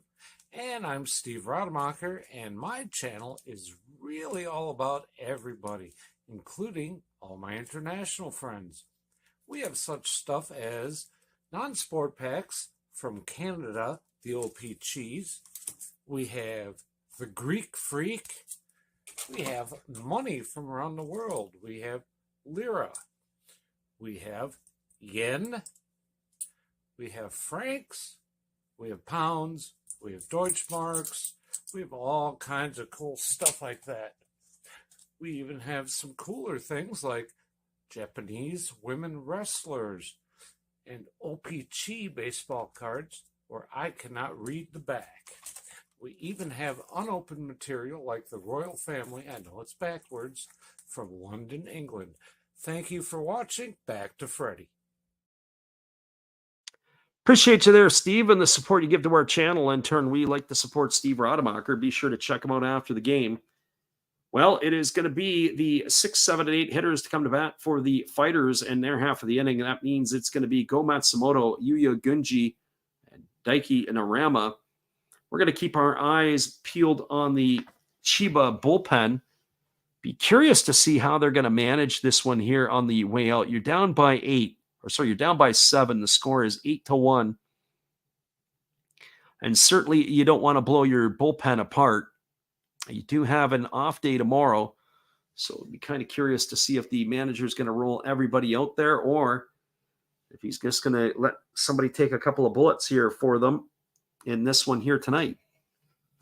So this is going to be interesting in terms of the management because I often say sometimes you got to lose a game to win 2. Well, in this situation here, the Marines may have to lose 2 to win 1, especially with their next ball game that will be coming up on Saturday, Japan time. They won't be playing tomorrow. Update on the score in Tohoku. It's 4-3 now for the Golden Eagles over the Buffaloes, as that game is the only other game going on in the NPB tonight. So here we go back to the live action as the first pitch from Suzuki is delivered. And that pitch is down. I don't know if it's still Suzuki or not. We're going to do a double take here, as they do have a left-hander another left-hander in the ballgame. This is number 48. And this is Toshiya Nakamura. So pitcher number 3 here used as Suzuki just came in for a little bit. There's a fastball taken for a called strike. Count is 1-1.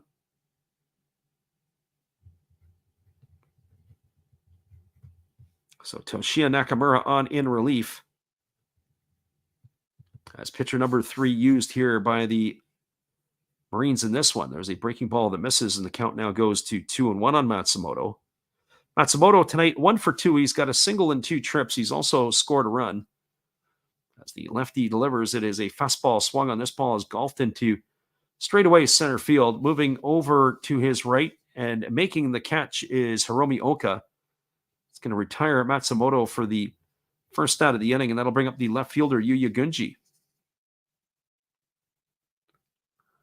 Well, for Gunji, he is 0 for 2 in this one. He's grounded to the pitcher and struck out looking. As he strides to the plate here, ready to face the lefty Nakamura for the first time. And the first pitch is on the way. It is a fastball that misses outside for ball 1, and the count is quickly 1-0. So 1 ball and no strikes. So people are getting up on the East Coast and tuning in for the first time and wondering what's happened. There's a breaking ball swung on and missed. Count goes even to 1-1 on Gunji. It has been a 8-run answer to the Marines run that they scored in the first. Marines got 1 in the first to take the lead, and it's been all Hokkaido after that. There's the pitch. It is a fastball swung on. It's lifted foul into the seats over on the third base side. Counts 1-2 to Gunji. Just as a reminder, after this half inning is over, we get into what we like to call the Japanese halftime. That's where they take the extended break in the Pacific League between innings. They'll come out and clean the diamond. The officials will go get themselves a drinks break. And for us, we will take a break as well, as we'll put our music on loop. We will go and get ourselves refresh our drink and have a little snack so we can bring you the rest of this ball game so we don't pass out on you. So here comes the offering from the lefty. It's a breaking ball swung on. This ball is hit to the right side to the Shogo Nakamura. He falls to his knees, picks up, fires to first. Gunji's retired on a ground out 4-3. He's gone for the second out of the inning, and that's going to bring up the shortstop, Daiki Narama. Well, for Narama, he is 1 for 2 tonight. He had a single and scored a run his last time up. He's also flown to center as he bats here.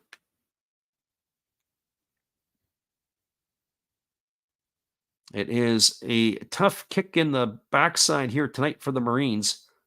There's a breaking ball that drops in for a called strike, and the count is 0-1 to Panorama. As we said, they had all kinds of opportunities in the early going here, stranding 5 runners on base, not able to cash in those first 3 innings. There's a breaking ball that is waved out and missed, and the count now goes to 0-2. And of course, the Fighters with 7, count them, 7 hits in a row. Breaking ball swung on, grounded over to third. Brosu is going to field it as it hits the bag at third base. Now, there's the luck for you right there. It was a ground ball down the third baseline. Ball hits the bag, ends up in fair territory. Brosu goes to field it. And obviously there, that's a tough situation. We're going to look at that one again. Ball went right down the line. He's in position to field it, hits the bag, pops up in the air. Base hit there for Narama. So he's got his second hit of the night. And that's going to bring up the catcher, Yua Tamiya. Well, for Tamiya tonight, he's having himself quite the season, I would say. He's got 2 hits. He's also got himself an RBI and a stolen base. Entered the ball game tonight 1 for 11, and here he's 2 for 2 tonight. So now 3 for 13 on the season. The left-handed stick here, waiting on the offering from the lefty. Now as he kicks and delivers, there's a fastball swung on, grounded over to the right side, fielded by Nakamura. Throws to first, and Tamiya is going to be retired on a ground out 4-3.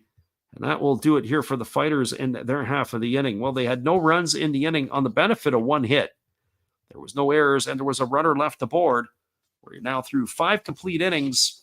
If you took the over through 5, you're smelling like a rose. I don't know what the over-under was entering the game tonight, but the total of 9 runs here probably did the trick for you.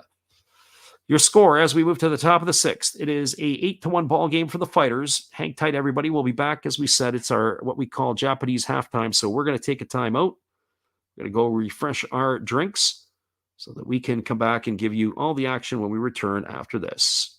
Hang tight, guys.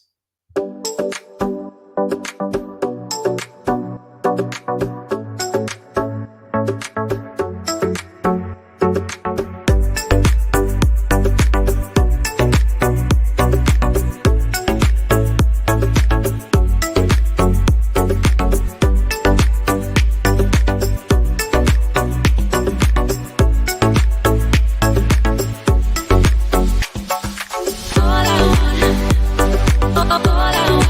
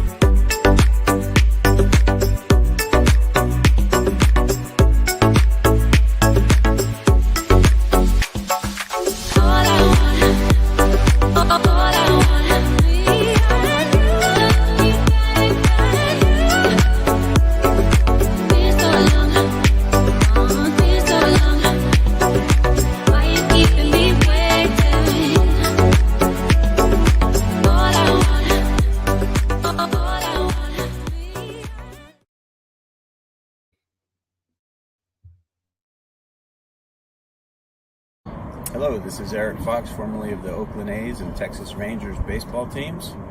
If you want to learn about Japanese baseball, see Coach Fred of Last Raps Baseball. If you want baseball instruction, see Coach Fred. If you want to learn about golf, do not go to Coach Fred. Fred, what kind of club is this? At Last Raps Baseball, we know baseball. Oh, hello. Oh, hey. Yep. I'm just sitting here listening to Freddie call another game here on YouTube. Oh, yeah, going really good. He's calling a great game, really exciting, lots of stuff going on. You're lucky it's commercial break right now. I got a second. Oh, yeah, of course I'm having a cold one. Oh, yeah, got plenty of videos coming up this week. You should stop in, check them out, leave a like, tell other people. But, Freddie's coming back. I got to go catch the game. I will check in with you later. You have a good night, buddy. Bye. Welcome back, everybody. It is going to be the top of the sixth inning. It'll be the heart of the batting order to come to bat for Chiba, as we have just completed what we like to call our halftime break.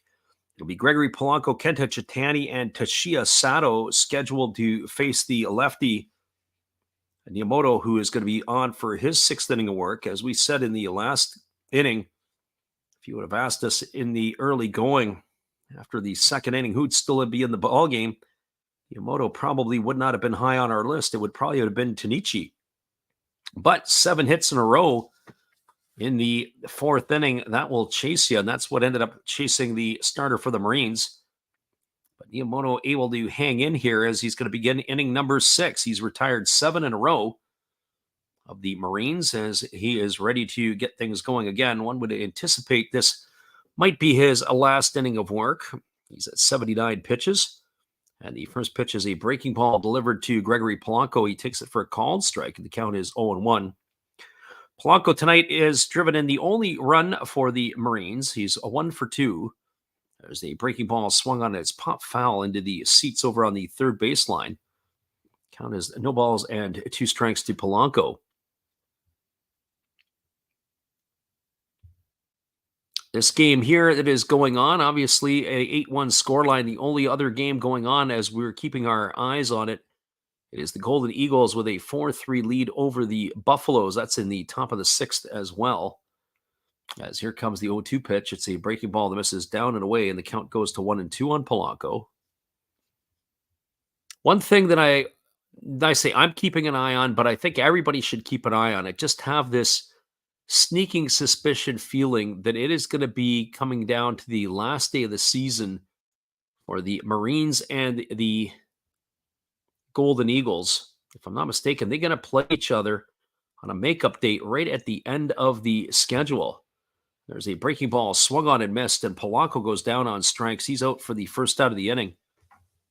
So by our count here, I've got 7 strikeouts now in the book here for Niyamoto. But we look at the games as they are, and the last game of the season at the Rakuten Mobile Stadium, it'll be a Monday game, Monday, October the 9th. An afternoon game nonetheless. There's a breaking ball taken for a called strike, and the count is quickly 0-1 to Kenta Chitani. Chitani 0 for 1 tonight. He's also drawn a walk. As the lefty delivers a fastball that backs him off the plate, and the count goes to 1-1. But that game on Monday, October the 9th, Oryx is playing Fukuoka in the evening, but a 2 o'clock start on a Monday. As it is the Golden Eagles and Chiba that will go head-to-head. And we'll see how that one shakes up and shapes up. Monday, October the 9th. Here's the pitch. It is a breaking ball swung on. It is lifted into shallow left field. Coming in on it is the left fielder. Moving in on is the center fielder, Matsumoto. The shortstop heading back, but it's going to be the center fielder, Matsumoto, who's going to haul it in. That's going to retire Chitani for the second out of the inning. So yet another one retired here by Niyamoto, as he is now cruising. That is 9 in a row retired by the lefty, and that's going to bring up the first baseman, Toshiya Sato. But as I say, just have that feeling, right in the back of your mind. You're looking at it how many days away that it'll be Tohoku and Chiba to go at it in that last game. There's a fastball that misses outside, and the count is 1-0. Fighting for either positioning or for the final playoff spot. As the 1-0 is on the way, it's a fastball that misses outside, and the count is now 2-0. And that's coming off a Sunday where there is a day off, so certainly in Canada, it's Thanksgiving Monday. There's a fastball swung on. This ball is lined into right field. It is cut by Manami as he is drifting back to the warning track, and that is going to do it. Sato hit the ball hard, but right to the glove of the right fielder, and that is going to do it here in the 6th inning for Chiba. No runs, no hits, no errors. Nobody left the board. We're moving to the bottom of the 6th inning. Your score is the Hokkaido Nippon-Ham Fighters 8 and the Chiba Lotte Marines 1. Stick around, everybody. We'll be back with the call in just a few. We appreciate you guys for listening in and hanging out here with us tonight. We'll be right back after this. Hey guys, Steve come back at you again. Steve Rademacher, that is. And during this intermission, let's open up a package of Garbage Pail Kids Series 4 Chrome, shall we? See what we get, then we'll come right back to the game with Freddie. Oh, very nice. I got a Ruptured Rupert. Very nice. We have a Jules Brooks to go right along with everyone's favorite Def Jeff. Sorry about the glare, but that's what Chrome do. We did get a Mosquito. That's Wisconsin State bird right there.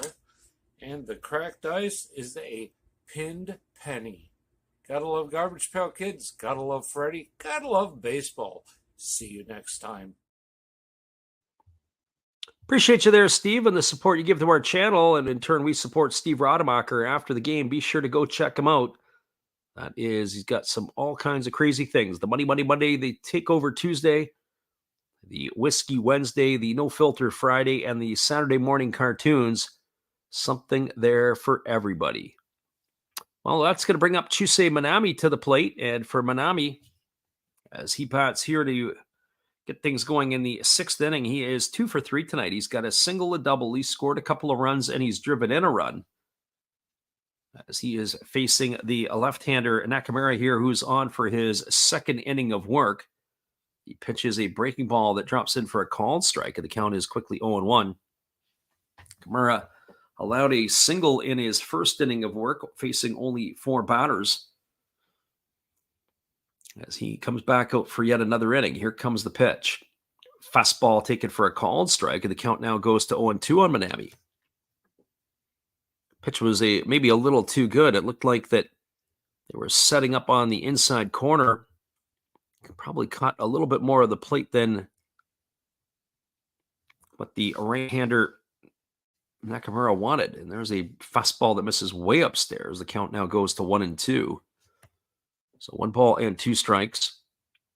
I tried a little social experiment at the top of the hour here. We're now at 4 o'clock on the Pacific Coast, or at 7 o'clock Eastern. We dropped a couple of short videos, both of Ronald Acuna Jr. stealing his 70th base of the year. I want to see which one might get the more hits as they went off at the same time, as there's a fastball swung on and grounded back to the pitcher. Fielded neatly by the pitcher, Nakamura, and he throws out Manami easily on a ground out 1-3. He's in the books for out number 1. That's going to bring up the second baseman, Ryohei Hasakawa.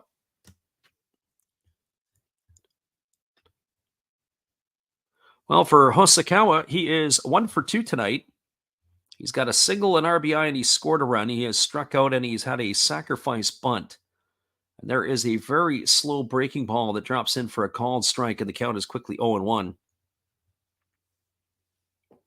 Sakawa has raised his batting average to 226. There's a check swing foul ball hit down the first base line, and the count now goes to 0-2. So no balls and 2 strikes.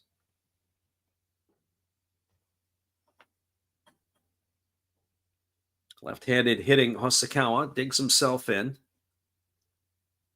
Waiting here on the offering from the lefty, who's ready to go again. As the pitch is on the way, there's a breaking ball that misses down, and the count goes to 1 ball and 2 strikes.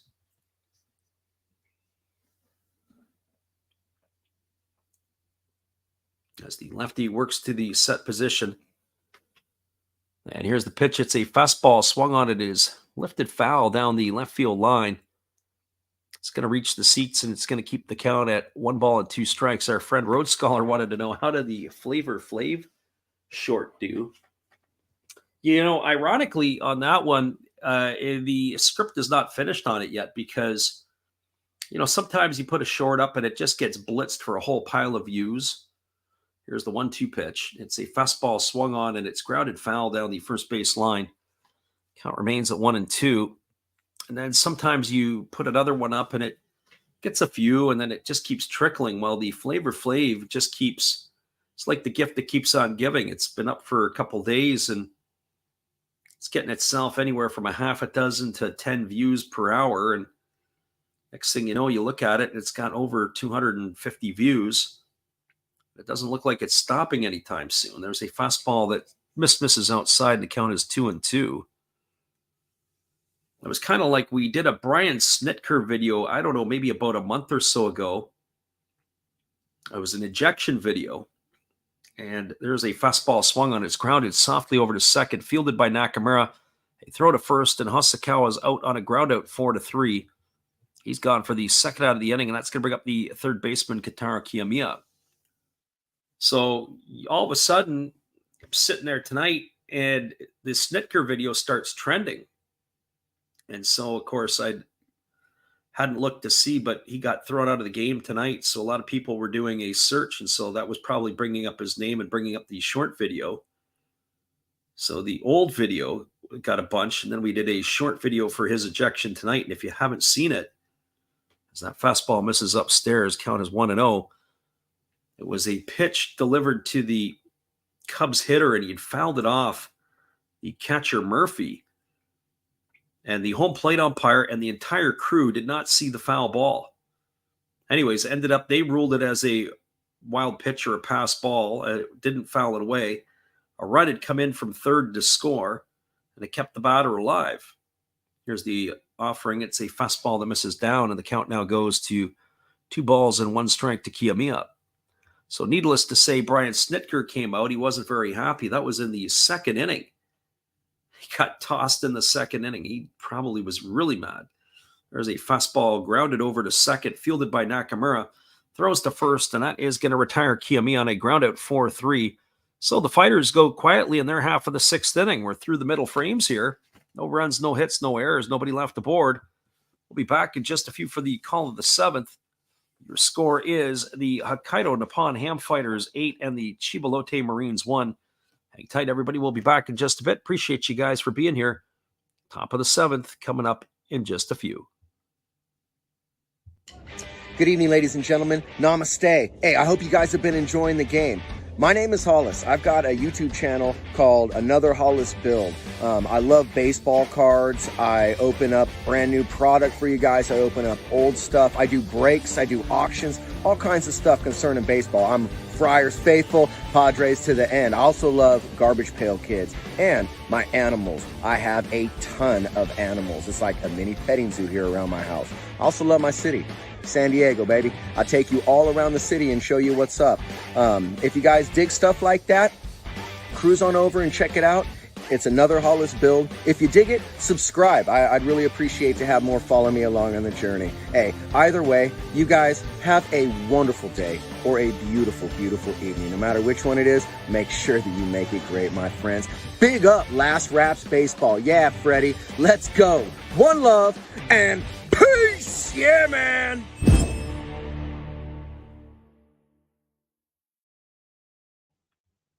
Welcome back, everybody. It's going to be the bottom third of the order. It'll be Hiromi Oka, Shogo Nakamura, and Tomoya Kakanuma scheduled to come to bat for Chiba here in their 7th. Our friend Road Scholar says he thinks the Wally Backman Long Island Duck ejection video would garner a few views.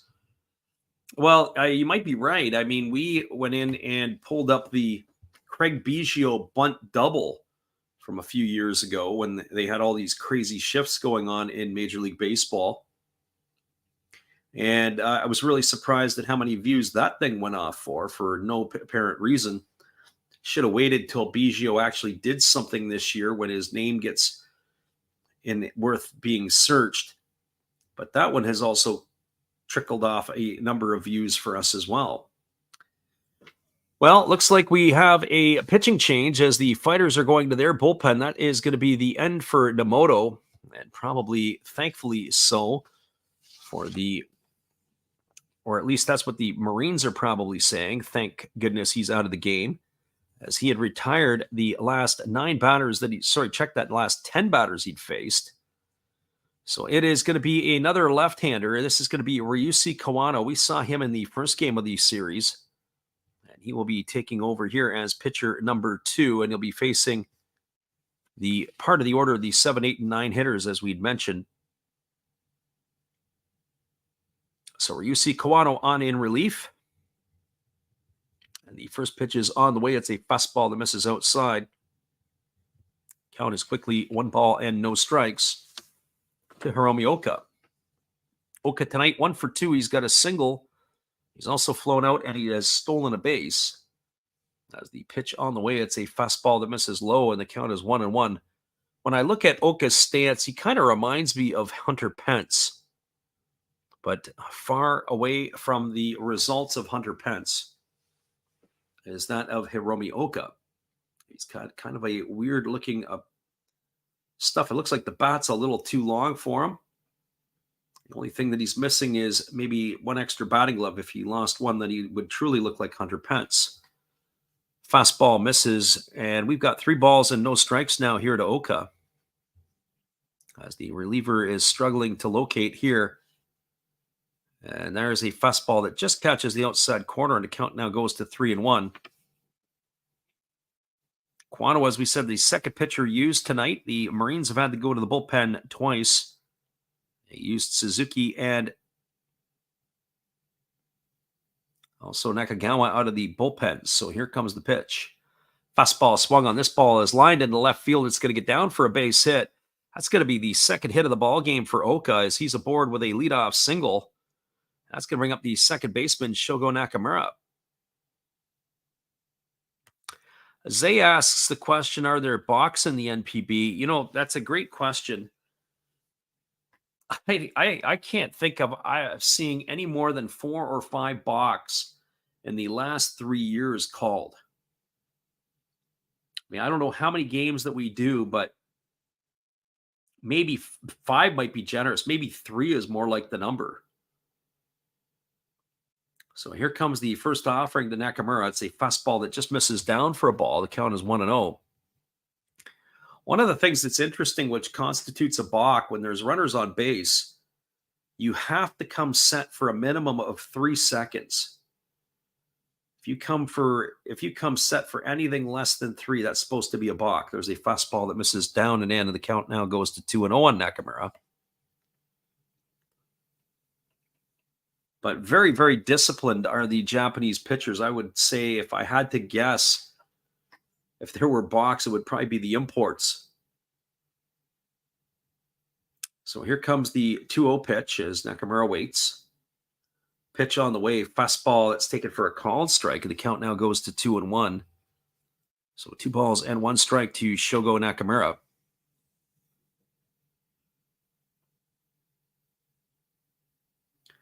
The lefty ready to go again as he works to the set position. Here comes the 2-1. Pitch on the way, fastball swung on and missed. Now it goes to 2-2.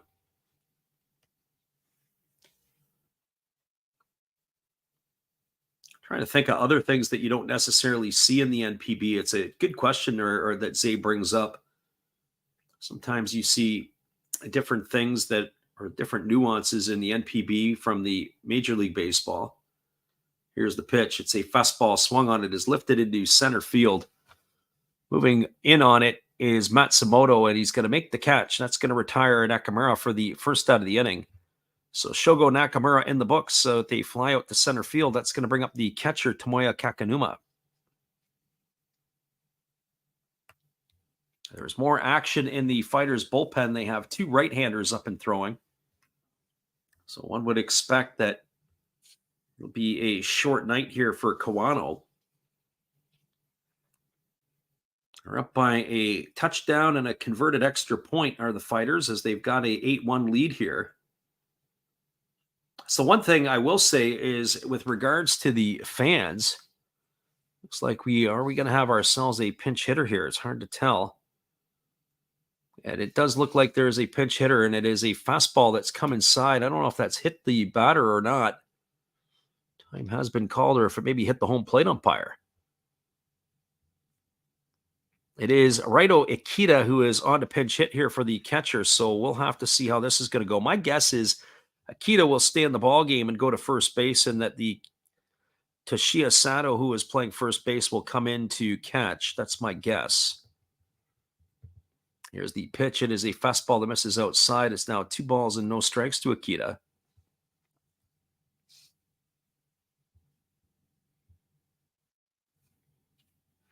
So 2 balls and no strikes as the lefty, again, ready to go back to work.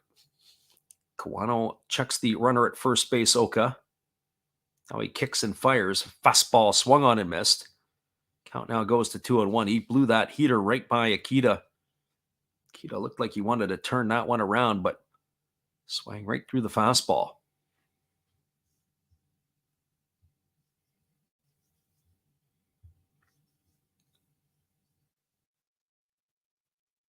The dome is closed here tonight as there's a fastball swung on it. Has popped up over on the first base side, giving chase. And is he going to haul it in? It looks like he's going to make the catch. The first baseman, Namura, who had come into the ball game to replace Kato, has come up with a nice put out there. That was not an easy play.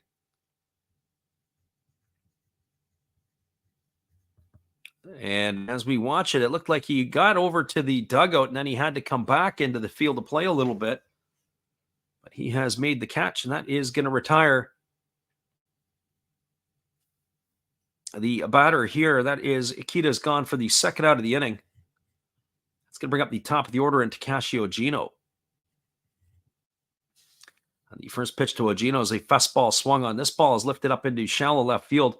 Moving back on it is the shortstop, Narama, and he is going to make the catch, and that is going to do it here as the Marines get a leadoff hit from Oka, and then everybody else goes down in order. There was no runs in the inning. There was 1 hit. There was no errors, and there was 1 runner left aboard. We're moving to the bottom of the 7th inning. Your score is the Fighters 8 and the Marines 1.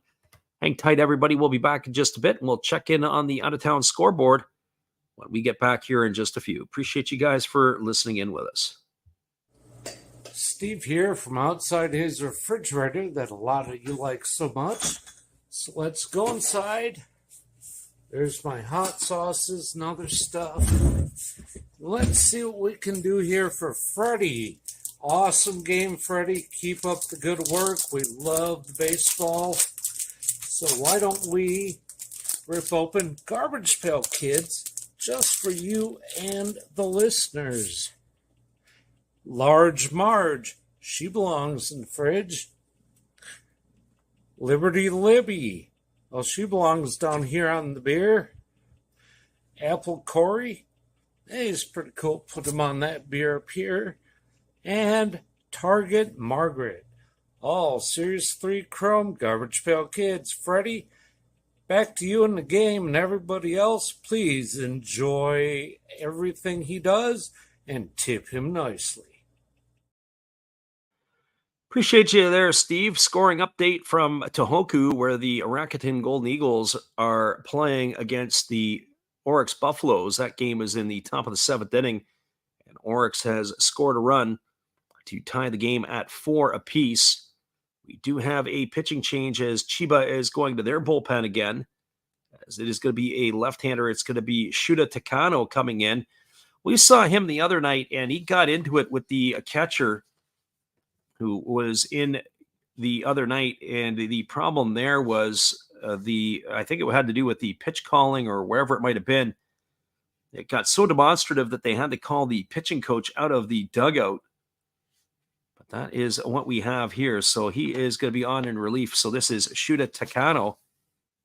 He's going to be the fourth pitcher used here tonight by the Marines. So Takano on in relief. And he's going to be facing the heart of the order for the Fighters. It'll be Ariel Martinez, and it'll be Nomura, and then it'll be Go Matsumoto, as they will be coming to bat here. So again, Ariel Martinez, Yuki Nomura, and Go Matsumoto, 4, 5, and 6 in the order. Lots of changes all the way around, as we suspected. It is a new first baseman. It is going to be Fujioka. Looks like he's in the ball game, possibly Wada as well. Fastball swung on and grounded past the bag at third base. The count is 0-1. Unfortunately, we're going to have to get some of those changes for you when we get that information in a bit. It also looks like there's a new catcher in the ball game. We thought it would be Sato coming in, but it may not be Sato behind the plate. It might be Matsukawa. We'll have to look. There's a breaking ball swung on and grounded foul down the third baseline, and the count now goes to 0-2 on Martinez. Sometimes the NPB site is kind of slow in updating the match progress and the substitutes. So we'll see what they have to offer here. And that's exactly what it is. They're still a little slow in updating. Here comes the offering. The 0-2 on the way. It's a breaking ball that just misses inside to Martinez. Count now goes to 1-2. There was an app in Japan that a lot of people would use on their phones. It was called Sport Navi. And there's a breaking ball swung on and missed. And that is going to retire Martinez for the first out of the inning. We have Agnar TV asks, can you do the Golden Eagles game? After this game is done, we will bounce over. I know it's a more competitive game than this one is here, but you might have a fist fight in the chat here as some of the Fighters fans that are in with us tonight would be probably choked if we bounced out of the ball game here. So that's going to bring Yuki Nomura to the plate. And Nomura came on as a pinch hitter for Gosuke Kato back in the fourth inning. He is 1 for 1 with an RBI tonight. And the first pitch is taken for a ball, and the count is 1-0. But after this game is done, we will bounce over like we did last night and give you the Golden Eagles and the Buffaloes, the conclusion of that one, if that game is still going on. There's a fastball swung on. This ball is lifted into deep left field. This ball could be trouble. Going back, and this ball is gone. A home run for Nomura. That's his second hit of the night, and it's going to increase the scoreline to 9-1. That ball was an absolute moonshot. And Nomura is going to cross the plate with the 9th run of the ball game for the Fighters. The beatdown continues in Hokkaido. Our friend Zay pumped a fist on that one. Zay was reaching for the bats and the bat rack himself as he wants this game to continue on. It's not often that Fighter fans get to listen to Fighter victories, so they're going to have to enjoy it while they can. So Nomura puts another run up on the board as the score has been increased to 9-1. That's going to bring up the center fielder, Go Matsumoto. And the first pitch on the way is a fastball taken for a called strike, and the count is quickly 0-1. Matsumoto 1 for 3 tonight. He's got a single in 3 trips. He scored a run, and he's flown to center field twice. Here's the offering from the lefty. It's a breaking ball that misses low, and the count goes to 1-1. So 1 ball and 1 strike.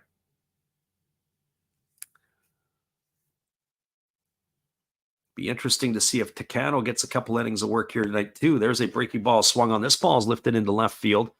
Moving over to his left end with room to make the catch is the left fielder Ishikawa, and that's going to be the second out of the inning. So 2 gone, and that's going to leave it up to the left fielder Yuya Gunji. As Gunji strides to the plate. He is 0 for 3 in this one. He's grounded to the pitcher, struck out looking, and he has grounded to second base. Anyways, I was starting to say about the apps on the phone. It was Sports Navi that the people in Japan use for their baseball updates or their NPB updates. There's a breaking ball that catches the outside corner and the count is 0-1.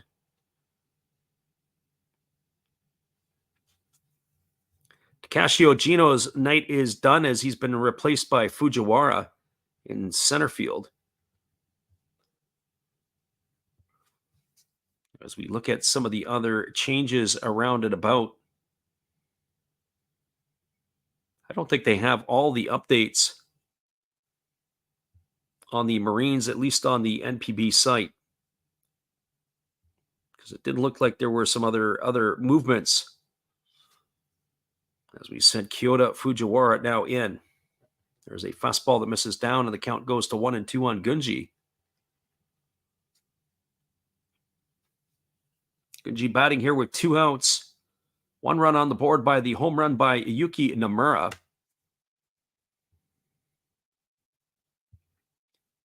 That home run by Nomura tonight, that's his 13th of the year. He's not bad for the 23-year-old. There's a breaking ball swung on and missed.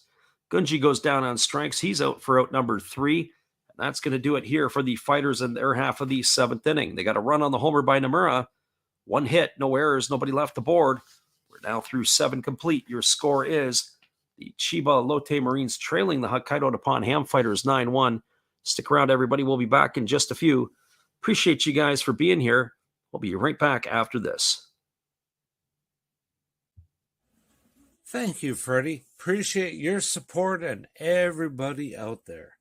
Steve again here, obviously, with the Milwaukee Brewers. Of course, we have Bernie Brewer on my favorite beverage of choice right there, along with a card of Bernie. Yay!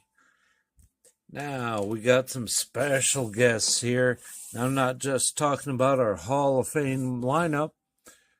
I must be in the front row. Hey, come on there, Robin. I got 3,000 hits. What do you have? Well, I was the all-time saves leader, and I got 1.5 feet on you. Okay, Raleigh, settle down, buddy. Now, none of this could be possible without Harvey's Wallbangers. There's Harvey. And who could forget the Fonz? Hey. Appreciate you, Steve, and the support you give to our channel. In turn, we support Steve Rademacher as we cruise to the 8th inning. Scheduled to come to bat is Mike Brosu, Shingo Ishikawa, and Gregory Polanco. It does look like we are going to have another pitching change on our hands here for the Fighters.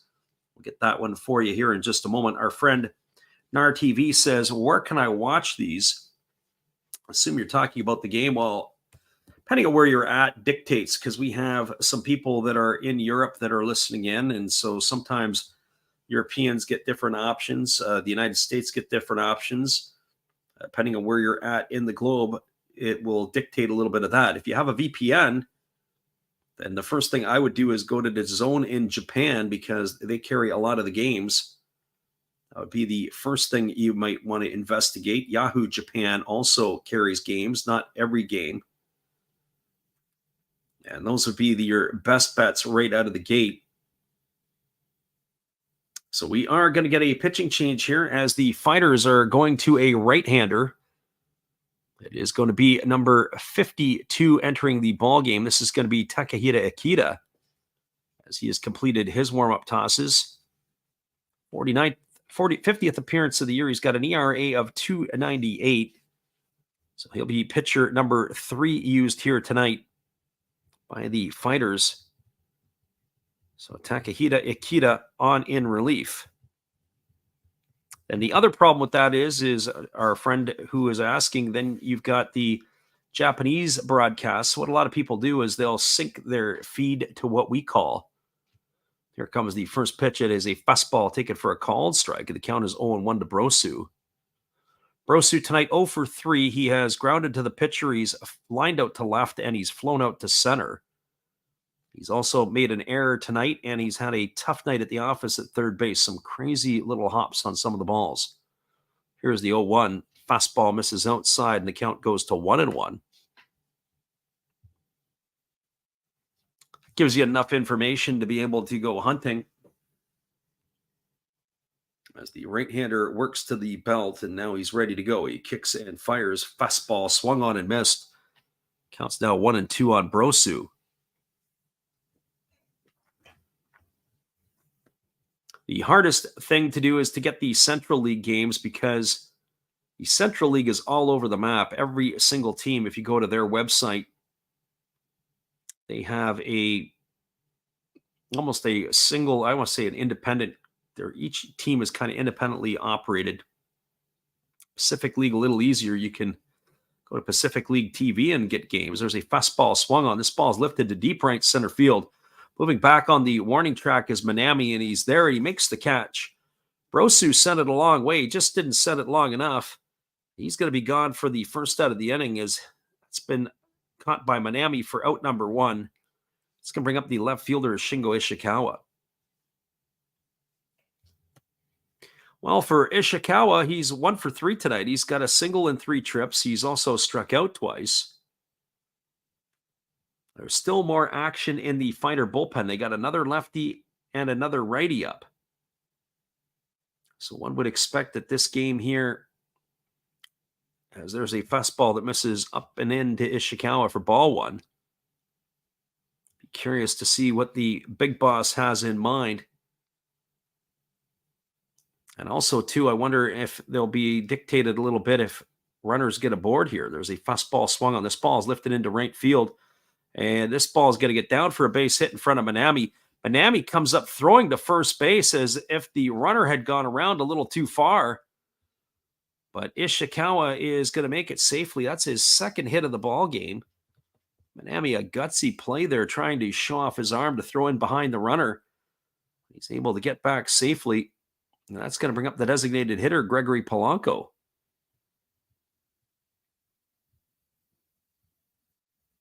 So 9-1 lead here for the Fighters. 9-14-0 is the line score for Hokkaido. 1-6-1 the line score for the Marines. Marines fans are still singing and cheering crazily as they are up in the left field stands. Or I should say in the stands down the left field line. In the upper level, there's a fastball that misses down to Polanco, and the count is quickly 1-0. So 1 ball and no strikes. Polanco 1 for 3 tonight. He's driven in the Marines' only run on a single back in the first inning. He's also struck out twice. As the right-hander works set now, delivers fastball taken for a called strike, and the count goes even to 1-1. So 1 ball and 1 strike it is.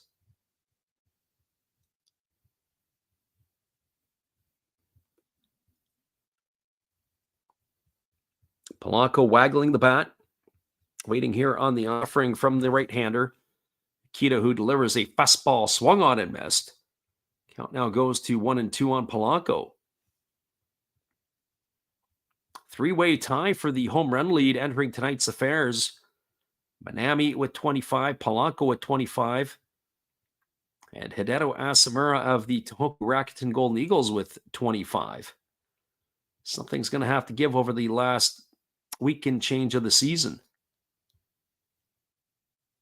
Here comes the pitch. Breaking ball swung on, and Polanco fouls it off into his shin, and he's going to hop around a little bit. He got out and around that one and drove it right into the left shin, just above the ankle area. He's going to walk that one off gingerly. It's going to keep the count at 1 ball and 2 strikes. The trainer has come out to visit him. We get a look at that one again. It actually, the way it was fouled off into the dirt and ricocheted back up into his left shin. As I say, that's on his back leg. He's going to walk it off. If anybody's ever fouled a ball off into their shin, I remember years ago doing that in a game, playing in Detroit, Michigan, and fouled a pitch off. I had didn't know what a bone contusion was until it looked like there was a bone growing out of the bone on my right leg. And that thing hurt. You wouldn't believe, especially when you get a fastball, somebody barreling in with a 90-mile-an-hour fastball you get around the ball, that just comes up in a big-time hurry. So here's the 1-2 pitch. Fastball, that misses inside, and the count now goes to 2-2. Can even remember the park we were at.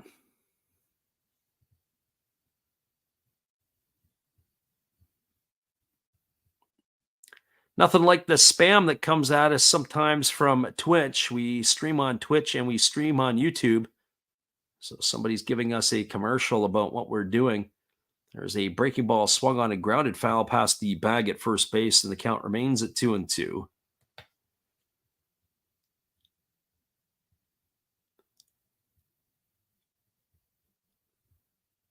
So 2 balls and 2 strikes as Polanco is still batting here with runner Ishikawa at first and 1 gone. Kenta Chitani waits his turn on deck. Haven't seen a lot of double plays tonight. Not that we're foreshadowing or anything. But I do think here that is one of the things that has hurt the Marines, at least defensively, as they weren't able to roll a timely double play or two. Here's the pitch. Fastball swung on and missed. Polanco goes in the books. He's gone for the second out of the inning. That's the 3rd time tonight he's gone down on strikes. That's going to leave it up to the shortstop, Kenta Chitani.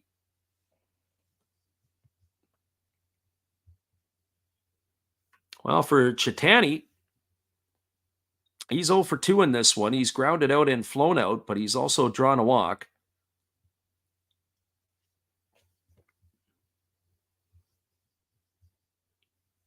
So he will bat here. It is the Marines who are running out of outs.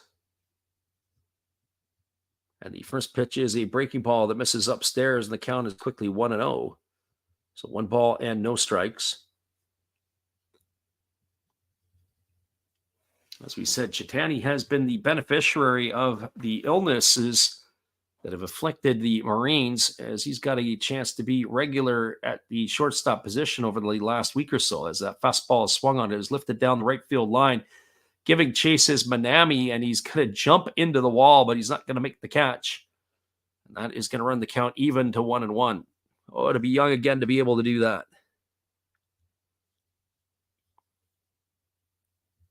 So 1 ball and 1 strike it is. Just as a reminder, we will be back on the airwaves again tomorrow night. And it's looking more and more likely that we're going to do the Hawks and the Marines, as that game will go off at the PayPay Dome. So hopefully you can join us for that. There's a fastball that misses down and away. Count now goes to 2-1 on Chitani.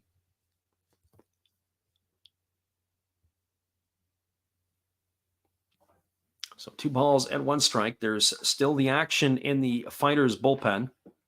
Pitch on the way, breaking ball waved at and missed, and now the count goes to 2-2. Nice job there by Ikeda taking a little bit off of that last pitch.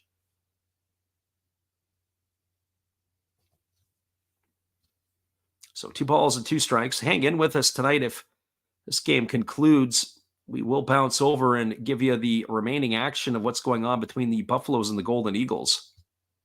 Breaking ball misses down and away, and the count now goes to 3-2. So 3 balls and 2 strikes. As we peek in at that game as well, that game is now a 5-4 ball game in the bottom of the 7th inning. It is the Buffaloes who have taken the lead over the Golden Eagles. So there's lots of baseball left in Tohoku. Here comes the 3-2 pitch as the right-hander holds to the set. And now he kicks and delivers. Fastball swung on, chopped up the middle, fielded by the second baseman who throws to first.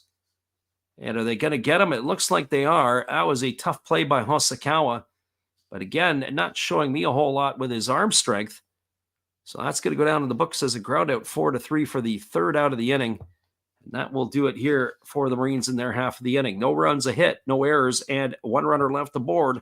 But at the bottom of the 8th inning, your score is the Fighters 9 and the Marines 1. Stick around, everybody.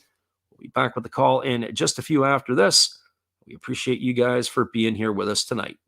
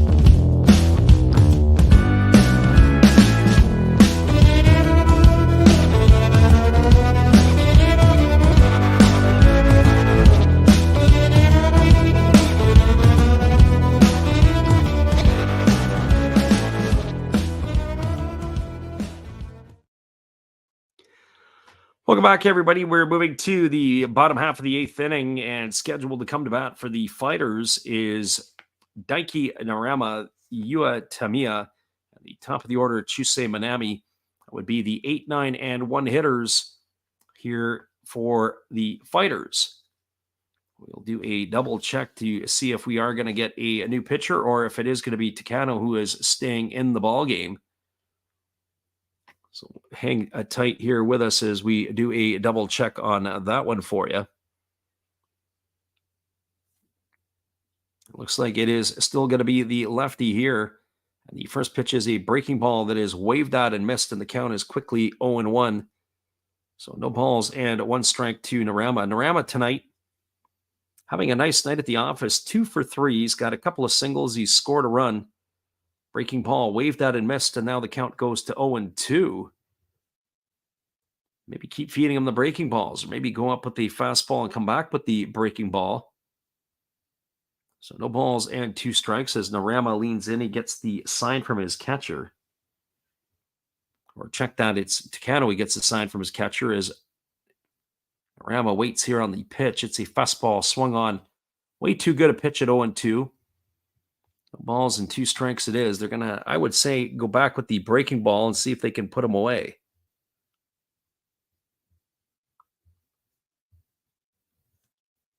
So no balls and 2 strikes. Narama in the hole here as the lefty gets the sign from his catcher as he's ready to come to the set position. And here comes the pitch.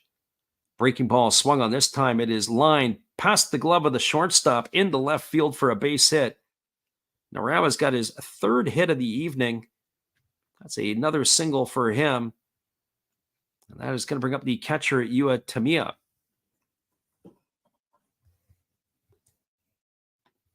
Well, for Tamiya tonight, he is 2 for 3. He's got 2 singles. He's got an RBI. He has scored a run, and he has stolen a base.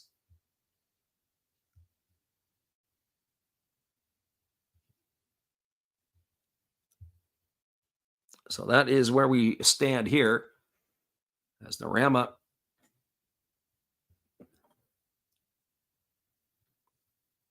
is aboard with that leadoff single. He's the runner at first. Nobody out here in the 8th inning, and the pitch on the way. It's a breaking ball that misses upstairs, and the count is 1-0. I was listening to people talk about the nuances of the game, and sometimes in Major League Baseball, there's the old adage of 7 through 7. If you got a 7-run lead through 7 innings, you kind of call off the dogs on the hit and runs and the bunts and that sort of stuff. There's a fastball lifted into left center field. Moving over is the center fielder who makes the catch. Fujiwara hauls it in. It's going to retire Tamiya for the first out of the inning. He's gone for out number 1. That brings up the top of the order in Chusei Manami. But not in Japan. Japan, it doesn't make much of a difference. You get into the 8th inning, 7 through 7, throw it out the window. They'll still bunt, hit, and run, do all kinds of other stuff to you. So the unwritten rules of the game applied in North America do not apply in Japan. So Manami steps to the plate. He is having himself a nice evening tonight. He is 2 for 4 as he swings through a breaking ball and misses, and the count is quickly 0-1. He's got a single, a double. He's driven in a run. He's scored a couple of runs. He's also struck out and grounded out. So 2 for 4 for Chusei Manami. Here's the pitch. Breaking ball. Let's take it for a called strike. The count now goes to 0-2 on the big fella. So no balls and 2 strikes.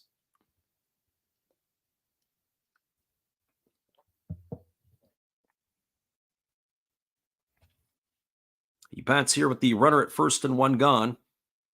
And it's Ryohei Hosokawa who waits his turn on deck. Here's the 0-2. Breaking ball swung on and missed, and Manami goes in the books for the 2nd time tonight via the strikeout.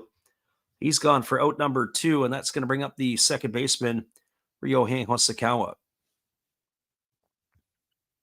I started to go off on a little bit of a tangent earlier in the ball game, and we were talking about the Fighters being on the right path, while their brothers, the Chinichi Dragons, who are in the Central League, also in last place, I don't know if I can figure out their pathway. I like the way the Fighters are trying to build their ball club as opposed to what the Dragons are doing over there. There's a breaking ball that's taken for a called strike. The count is 0-1 to Hasakawa.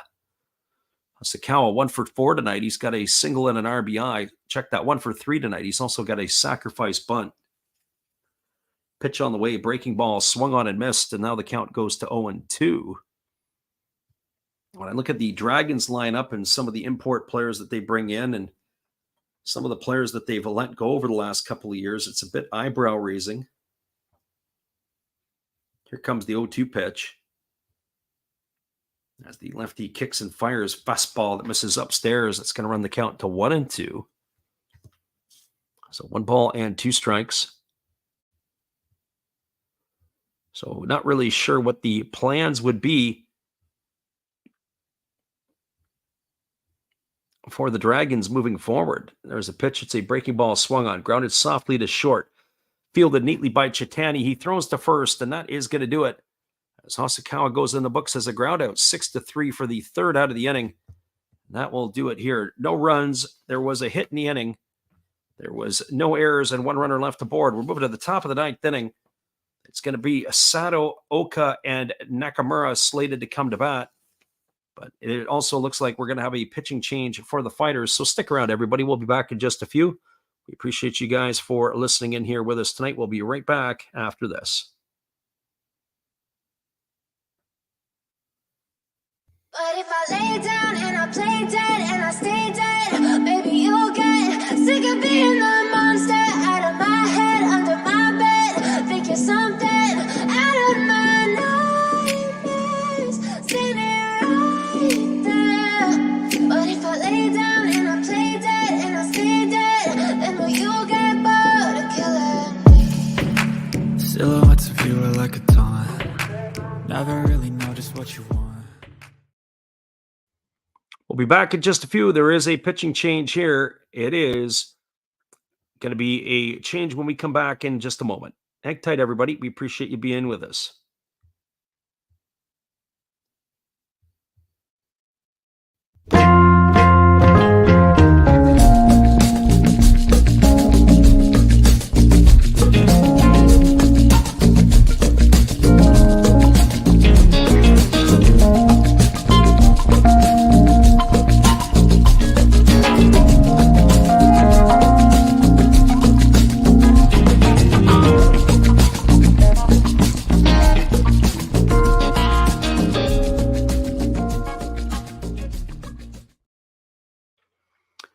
Welcome back, everybody. It is going to be number 26, Seiji Tanaka, coming into the ball game, as he is going to be taking over here, the former Fukuoka SoftBank Hawk. In his first season with the Fighters, he is making his 45th appearance of the year. 2 wins, 2 losses. He's got 24 saves. Of course, this is a non-save situation. He has worked 44 innings. He's allowed 38 hits. He has walked 13 and struck out 45, and he's got an ERA of 3.07. The first pick by the Hawks in the 2016 draft on in relief here. He has pitched more ball games this season than he had in the first 4 years of his career with Fukuoka. So the 29-year-old on here in relief. So Seiji Tanaka ready to come in, and he is going to be facing Toshiya Sato to lead it off here. The first pitch to Sato is a fastball that he checks his swing on, but it's waved off there by the third base umpire. They say it's ball 1. So 1-0 to Sato. Sato here tonight 0 for 3. He's grounded out and flown out twice. There's a fastball that just misses, and the count now is 2-0. So in to get some work here is Seiji Tanaka. And when it's a non-closing situation, you wonder sometimes how the pitchers respond a little differently. Here comes the 2-0 pitch. Kicks and delivers. There's a fastball that just misses down and in, and the count goes to 3-0. So 3 balls and no strikes.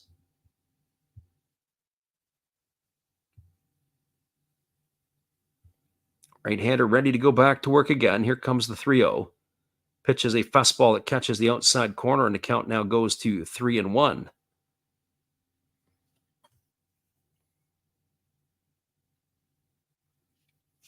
So 3 balls and 1 strike it is.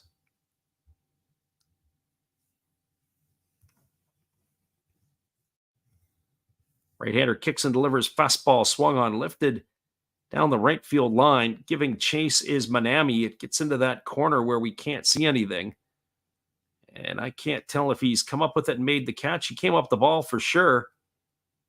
It looks like he's been able to make the catch on that, and that would retire Sato for the first out of the inning. It's a tough area to see it. We have to get it on the replay. The sight lines are really, really tough. He makes the catch as he slams into the wall. We get the view of it there. Kind of weird. Even he turned his head a little bit because must have saw something a little bit strange. But that is 1 out here. That's going to bring up the center fielder, Hiromi Oka. And the first pitch is a breaking ball swung on. This ball is driven into right center field. Moving over to his right to make the catch is Manami, and he's busy man here as he's caught the last 2 balls. So 2 away here, and that's going to leave it all up to the catcher, Ko Matsukawa. So he is hitting in the spot that Shogo Nakamura once occupied.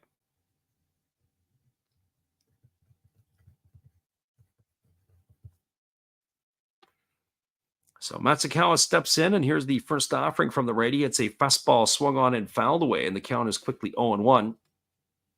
Once this game is complete, we'll do a little recap of this one, and then we're going to bounce over to that game between the Golden Eagles and the Buffaloes. So stay with us, everybody.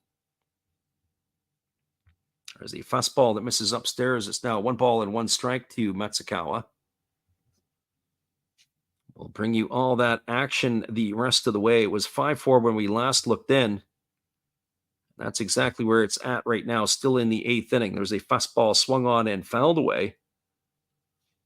Count 1 ball and 2 strikes to Matsukawa.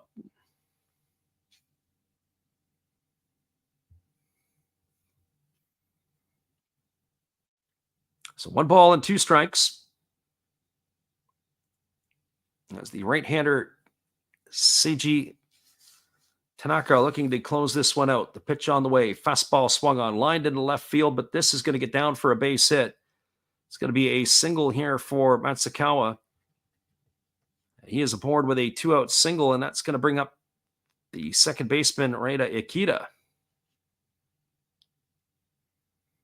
Ikeda had come into the game as to a pinch hit for Kakanuma his last time up. He had popped out to first base, so this is going to be his second appearance. We are peeking in on that game with the Buffaloes. It looks like Shota Abe on in relief here for the Buffaloes in that one as they're moving to the bottom of the 8th inning. 5-4 for Oryx. There's a first pitch that is a fastball delivered, and it's taken for a ball, and the count is 1-0 to Ikeda. Right-hander Tanaka gets his sign, and he works to the belt. And here comes the 1-0. As the pitch is on the way, it's a fastball swung on and fouled away. Count now goes to 1 ball and 1 strike. It's a pretty good crowd in Tohoku, obviously, for this one tonight because that game means a lot for the Golden Eagles. But regardless of whatever happens here, if the Golden Eagles lose or obviously the Marines lose, the only one that has something to gain is the Hawks, as they have the night off tonight. Here's the pitch. That pitch misses, and the count now misses down. It goes to 2-1 now on Ikeda. As we look over in that game, the Buffaloes have the 9-1 2-hitters come to bat in that next half inning. Here's the offering. It's the pitch is on the way. It's a fastball swung on. This ball's belted down the left field line. If this ball stays fair, it's going to be trouble. And that ball is going to be a fair ball, and that's going to score the runner all the way from first. That's going to increase the score line to 9-2. So the catcher comes around to score. That's a bit of a strange situation right there, as Ikeda is going to get himself an RBI single. So 9-2 is the score line as Matsukawa has come in to score. We look at that one again, where that ball was struck. It hit the very top of the wall. If it was about 3 inches more higher, that would have been a home run. But instead, a long single there for Akita. And the first pitch delivered to Fujiwara is taken for a called strike, and the count is 0-1. This is Kyoto Fujiwara's first at bat here tonight. So no balls and 1 strike. As the right-hander works to the set and delivers, it's a fastball that misses inside. Count goes to 1-1. So 1 ball and 1 strike. Shota Abe, we saw him pitch in Kobe a couple of weeks ago, 3 weeks ago now, I guess. Fastball swung on. This ball is lined into right field. It's going to get down for a base hit. As Manami fields the ball, that's going to be runners at first and second. A base hit there by Fujiwara. And Tanaka has been knocked around pretty hard here. He got the first 2 outs of the inning. And now it's back-to-back-to-back singles. As the scoreline is 9-2 for the Fighters. Down to their final out is Chiba. And now they start to decide to swing the bats with some authority. And that's going to bring up the third baseman, Mike Brosu. Brosu tonight 0 for 4 in this one. He's lined to left field. He's flown to center, flown to right, and he is grounded back to the pitcher. As the right-hander kicks and delivers. Fastball that catches the outside corner, and the count goes to 0-1.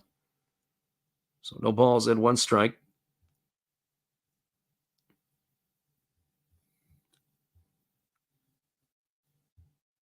Our friend Zay still hanging in here with us tonight. We appreciate you for that. Here comes the pitch. Fastball swung on and missed. Count now goes to 0-2. So now the Marines are down to their final strike. As Mike Brosu is in the hole at 0-2.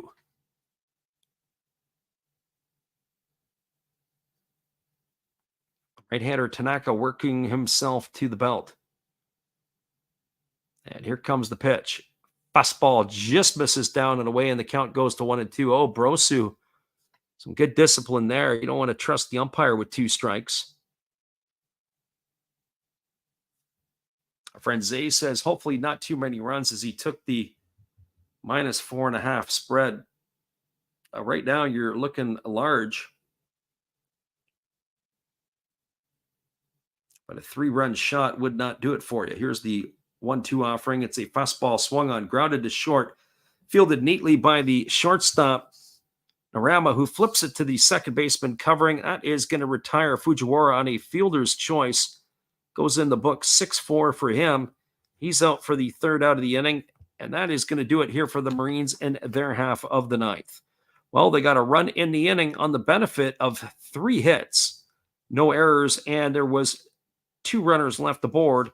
Your final score is the Hokkaido Nippon-Ham Fighters 9 and the Chiba Lotte Marines 2. Stick around, everybody. We'll bounce over to that Eagles-Buffaloes game in just a few minutes when we come back. Hang tight. We appreciate you guys listening to here with us tonight. We'll be right back in just a few.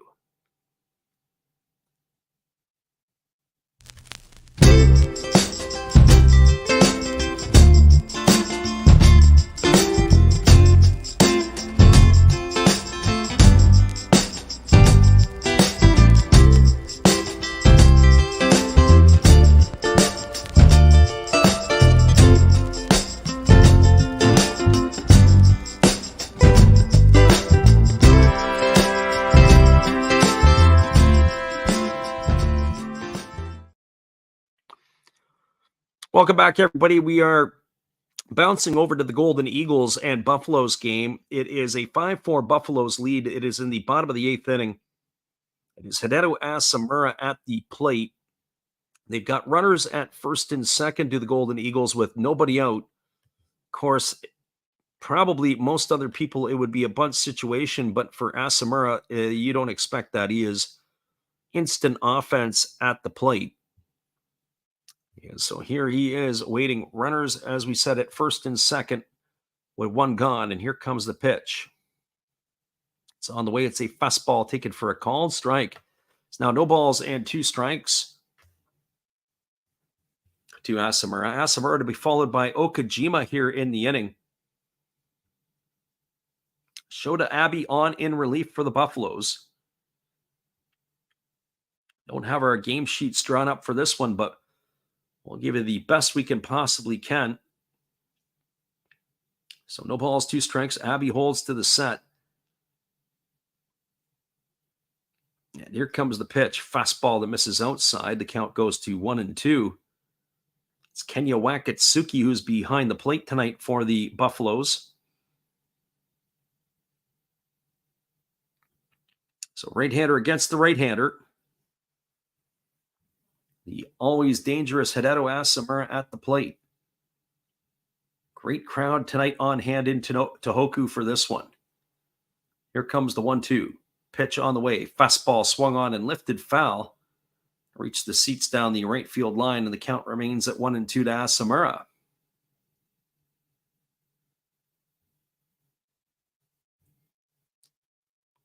Both teams are in the bullpen for each other. As we said, Abe on in relief for the Buffaloes. On in relief for Tohoku, it is Tomohiro Enraku.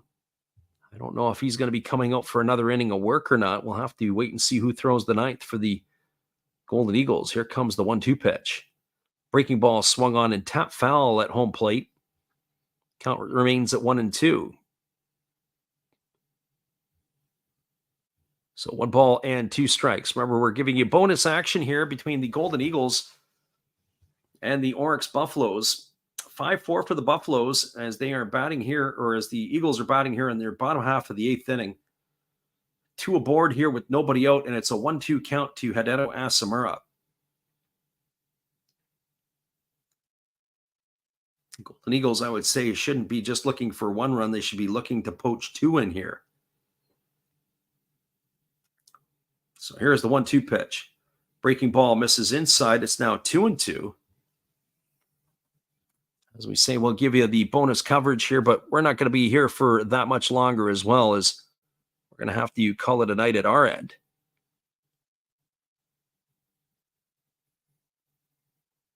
So 2 balls and 2 strikes. But we do thank everybody who's listened to us, whether it was live or on delay tonight. We appreciate you guys for checking out the channel yet again. So here comes the 2-2 pitch as the right-hander kicks and delivers. There's a breaking ball swung on and fouled away. Count remains at 2-2. Already 15 pitches in this inning for Shota Abe.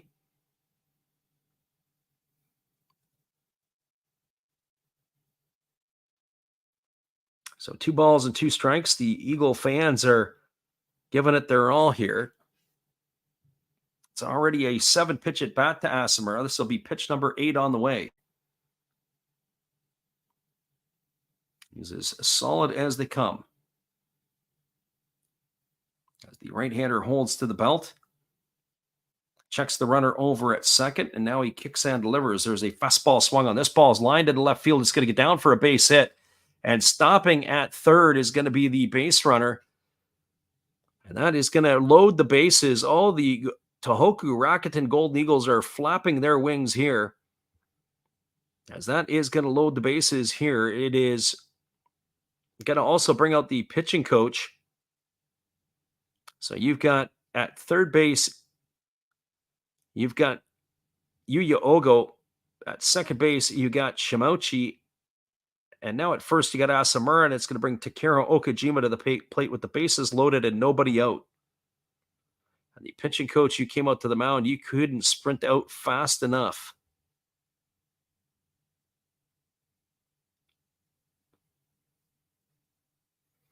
Our friend Zay says, go Fighters. Well, Fighters are playing a little bit of spoiler, certainly to the Chiba Lotte Marines, who couldn't get it done tonight.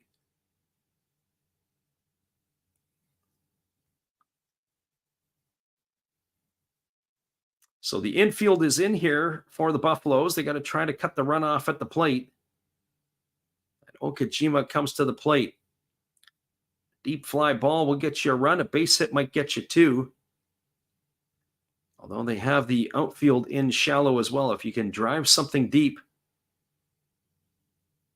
they You may be able to advance all of your base runners just where they're positioned. And here comes the first offering to Okajima as the right-hander Abbey kicks and fires. Fastball swung on. This ball is hit into right field for a base hit. That's going to get one run, and it's going to tie the ball game. Here comes the throw to the plate. It's going to get cut off, and the bases are still loaded for the Golden Eagles here as Takeru Okajima does his job. And the crowd is going crazy in Tohoku. So the game is all locked up at 5. Shota Abbey has brought his gasoline can out, soaked the mound. Hasn't been able to retire anybody yet. So we are now locked up at 5s. And that's going to bring up the center fielder, Ryosuke Tatsumi.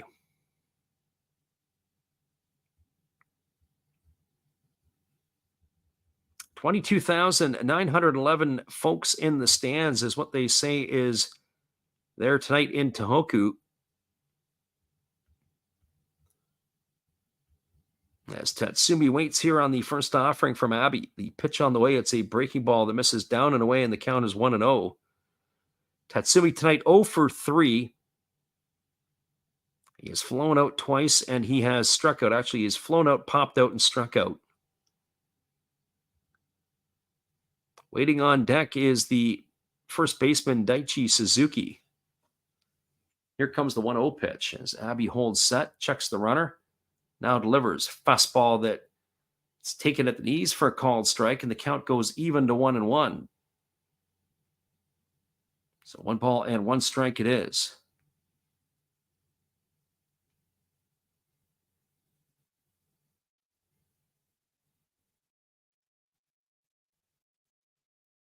So bases loaded. Shimauchi, the runner at third. Asamura at second. Okajima at first.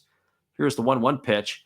That ball is a fastball swung on. It is lifted into deep right field. This is going to be deep, and it's going to be over. Is it fielded or over the head? Tagging at third and heading home is Shimauchi. It is going to retire. We couldn't quite tell if that ball was hauled in by the right fielder or not, but it has been. That's going to give the Golden Eagles a 6-5 lead. Shimauchi tagged and scored. Asamura tagged at second, advanced to third.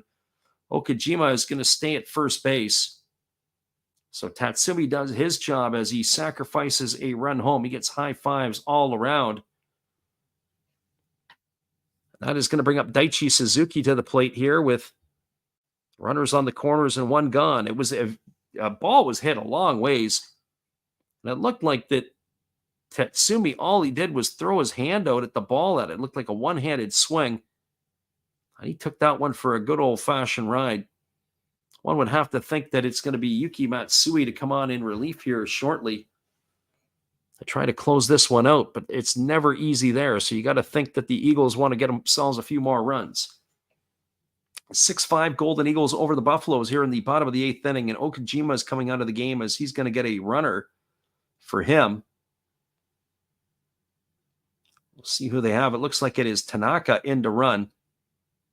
He's got some wheels, so keep an eye on the shenanigans on the base paths. So Daichi Suzuki here at the plate. Batting here with 1 gone and runners at the corners. 6-5 Eagle lead. Throw over to first base and diving back in time is the runner Tanaka.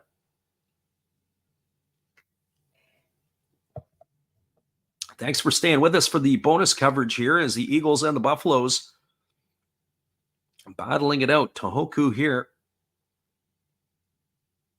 looking to gain that extra half game on the Fukuoka SoftBank Hawks. The Marines, of course, tonight did not do their part as they lost 9-2 to the Hokkaido Nippon-Ham Fighters. There's a breaking ball that misses outside. The count goes to 1-0. With the loss, the Marines have fallen back to a full game behind the Hawks. And they've also fallen temporarily into a tie with the Golden Eagles. If the Golden Eagles win, they'll move the other direction. They'll flip-flop with the Marines, as they would move into the playoff position, or the final playoff position. There's a fastball that misses outside. It's now 2 balls and no strikes to Daichi Suzuki. Gotta think Suzuki's going to get a good pitch to hit here.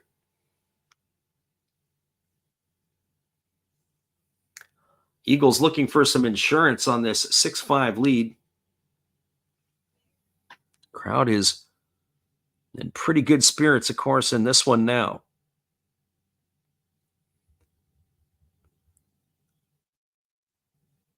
So here comes the offering as the right-hander Abby holds to the set. And they throw over to first base, and diving back in time as the base runner. If we're reading this correctly, it'll be Haruka, Mori, and Fukuda to come to bat. We'll have to take a look at that when it does come to fruition.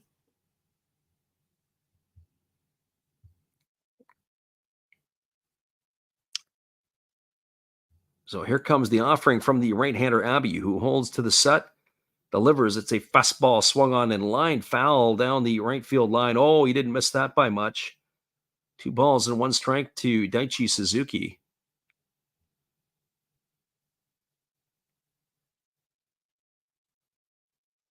Golden Eagle fans in great spirits here tonight.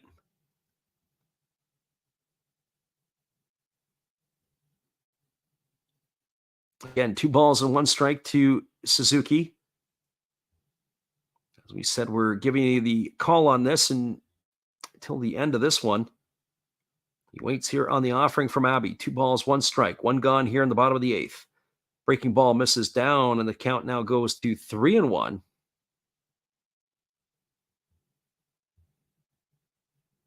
After Daichi Suzuki, slated to come to bat is the catcher Yasuda. Well, check that. It's actually Oda now.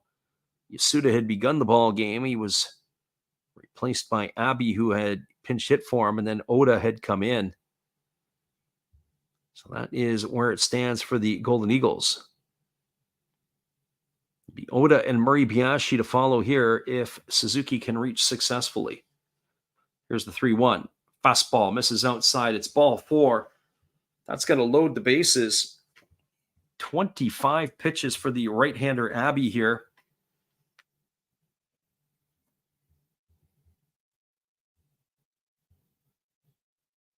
Our friend Nar is listening. He says, Eagles updates, anything on. You got to listen and pay attention while you're in here because we're giving you the play-by-play. It is bases loaded full of Eagles.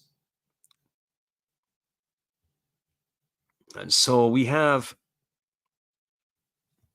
a conference on the mound as the pitching coach has come out to talk to the right-hander Abby.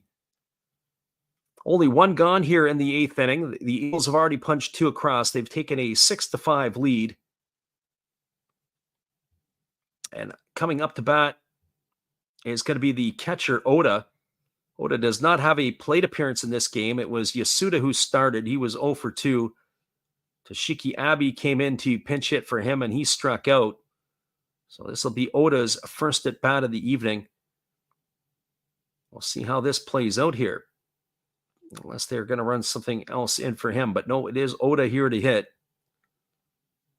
As he's waiting here on the first offering from the right-hander Abe, who checks the runners. And now he delivers. There's a breaking ball waved at and missed, and the count is quickly 0-1. For Oda on the season, he's batting .252. He's got 3 homers and 13 runs driven in. But no bigger situation than this here. The infield is in for the Buffaloes. They're not in double play depth, surprisingly, in the middle. Oda is not the most fleet of foot. You'd think that they could be able to spin 2 here on a ground ball up the middle. But they're going to try to hunt the runner at the plate. Here comes the pitch. It is a fastball swung on. This ball is lifted into deep right field. This should get a run in.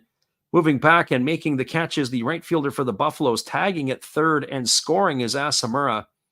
Also tagging at second is the pinch runner Tanaka, and he's going to advance over to third. That's going to give the Golden Eagles a 7-5 score line. That is going to bring up the shortstop Murray Biashi.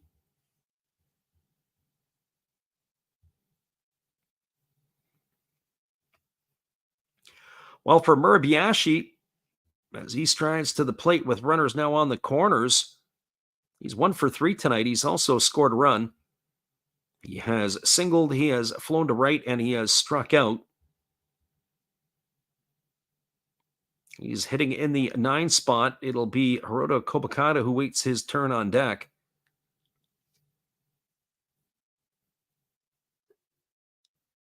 As I have a feeling that is going to be the end of the night for the right-hander Abby, and that looks like is exactly what's going to happen. We're going to take a little time out here as Abby's night is done.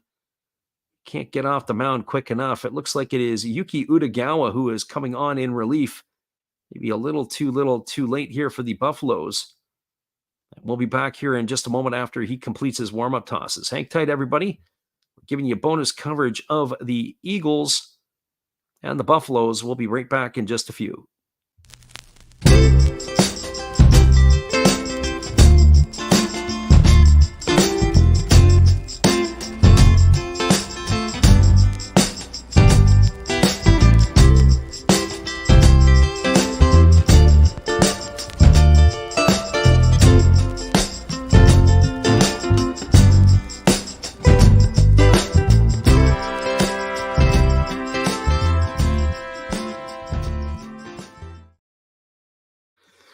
Welcome back, everybody. It is Yuki Utagawa who is who's in for doing his warm-up tosses, as he is going to be on in relief here of Shota Abe in the 8th inning. A 7-5 lead here for the Golden Eagles over the Buffaloes. They have runners at the corners and 2 gone.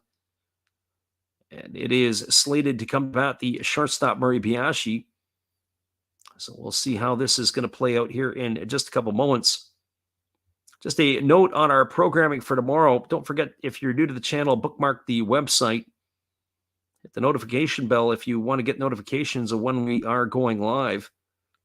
But just as a note for everybody here, we will be more than likely calling the game between the Lions and the Hawks tomorrow night, as the Hawks are the leader in this race in the Pacific League for second spot. The Golden Eagles can win tonight. They will leapfrog the Marines and trade places where they'll be a half game away from the Fukuoka Ball Club.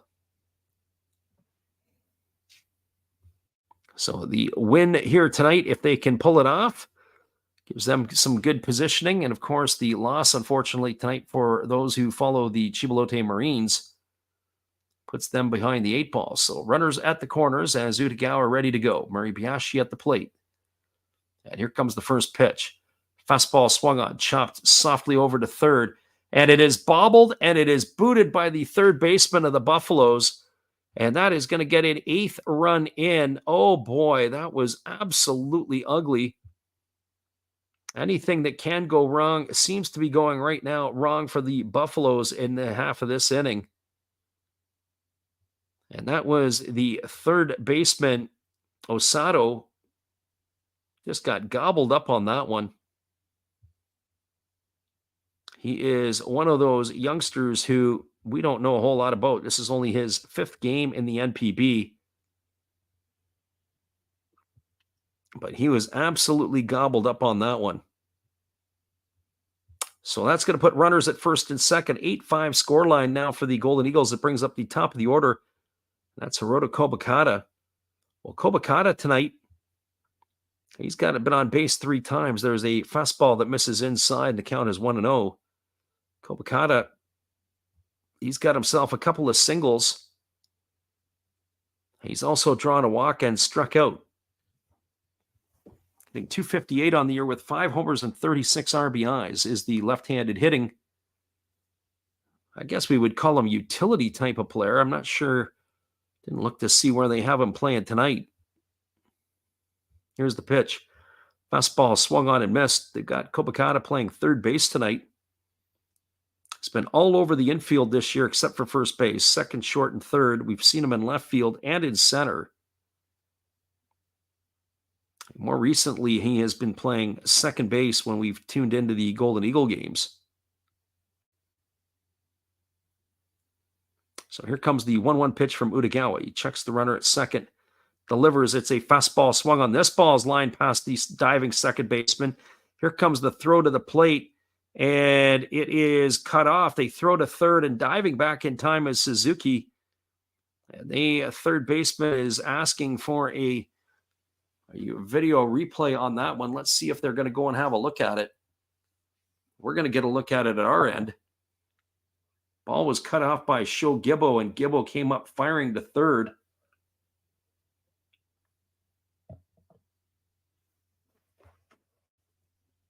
Nope, doesn't look like they're going to have a look at it. Third hit of the game there by Kobakata. And that's going to bring up the ranked fielder in Yuya Ogo. Ogo tonight steps to the plate. He is 2 for 4. He's got a couple of RBIs. He's scored a couple of runs. Hitting .261 on the year with 9 homers and 47 runs driven in. Batting here from the left side, looking to give some more insurance. Eagles have scored 4 runs here in the bottom of the 8th inning. Fastball taken for a called strike, and the count is quickly 0-1. So no balls and 1 strike.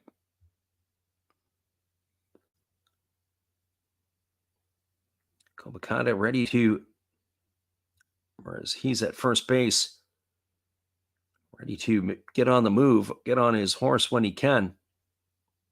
Here's the pitch. Fastball swung on and missed. Count now goes to 0-2 here. Ogo.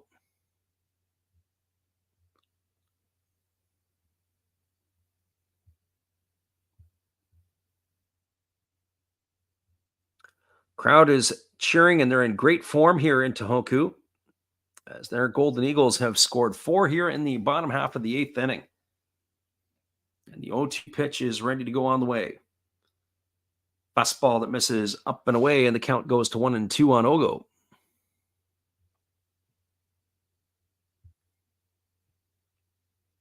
Our friend Zay here, still hanging with us.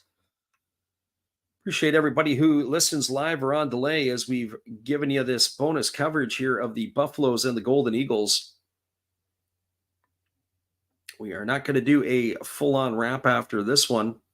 There's a split finger pitch swung on and fouled away. We'll give you the top of the 9th, and then we'll call it a night. We got to get some sleep, or call it a morning anyway. So 1 ball and 2 strikes, 2 gone here in the 8th inning. Golden Eagles, 4 runs on the board to take an 8-5 lead.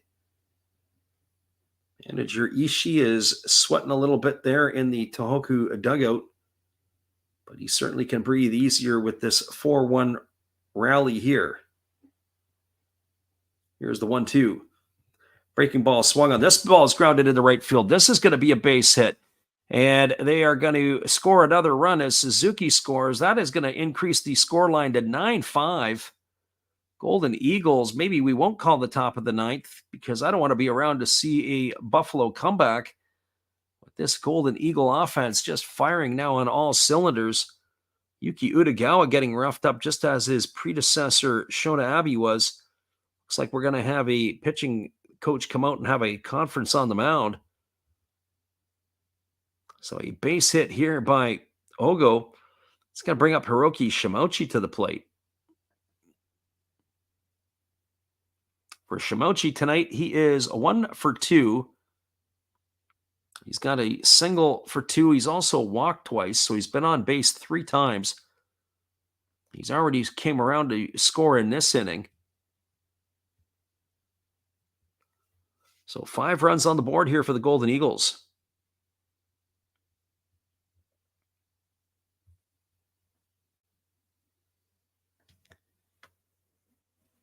Eagles up 9-5 as Shimouchi steps to the plate. He has played much better recently. Pulled his season average up to 230.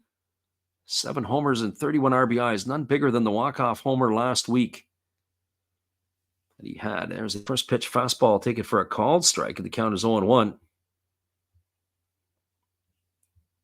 So no balls and 1 strike to Shimouchi. Right-hander against the left-hander. Utagawa checks the runner at second base, and he's ready to go. Here's the pitch.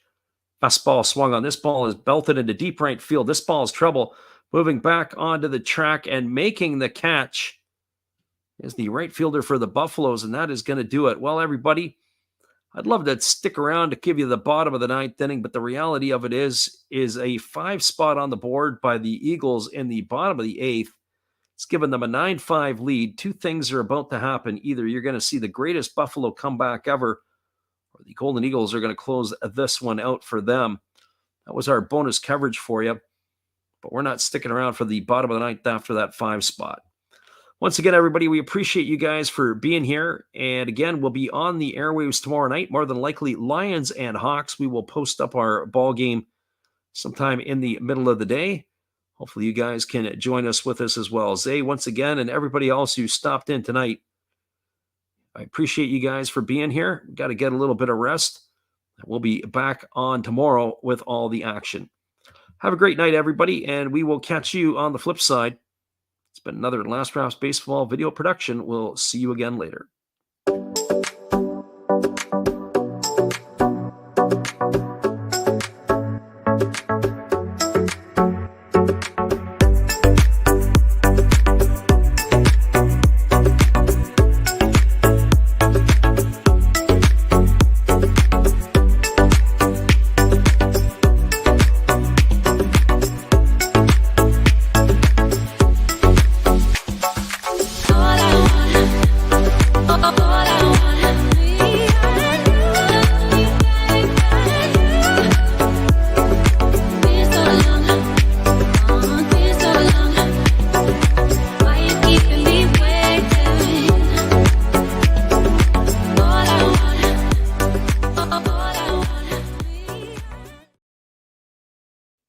Have a great night, everybody. We'll see you again tomorrow.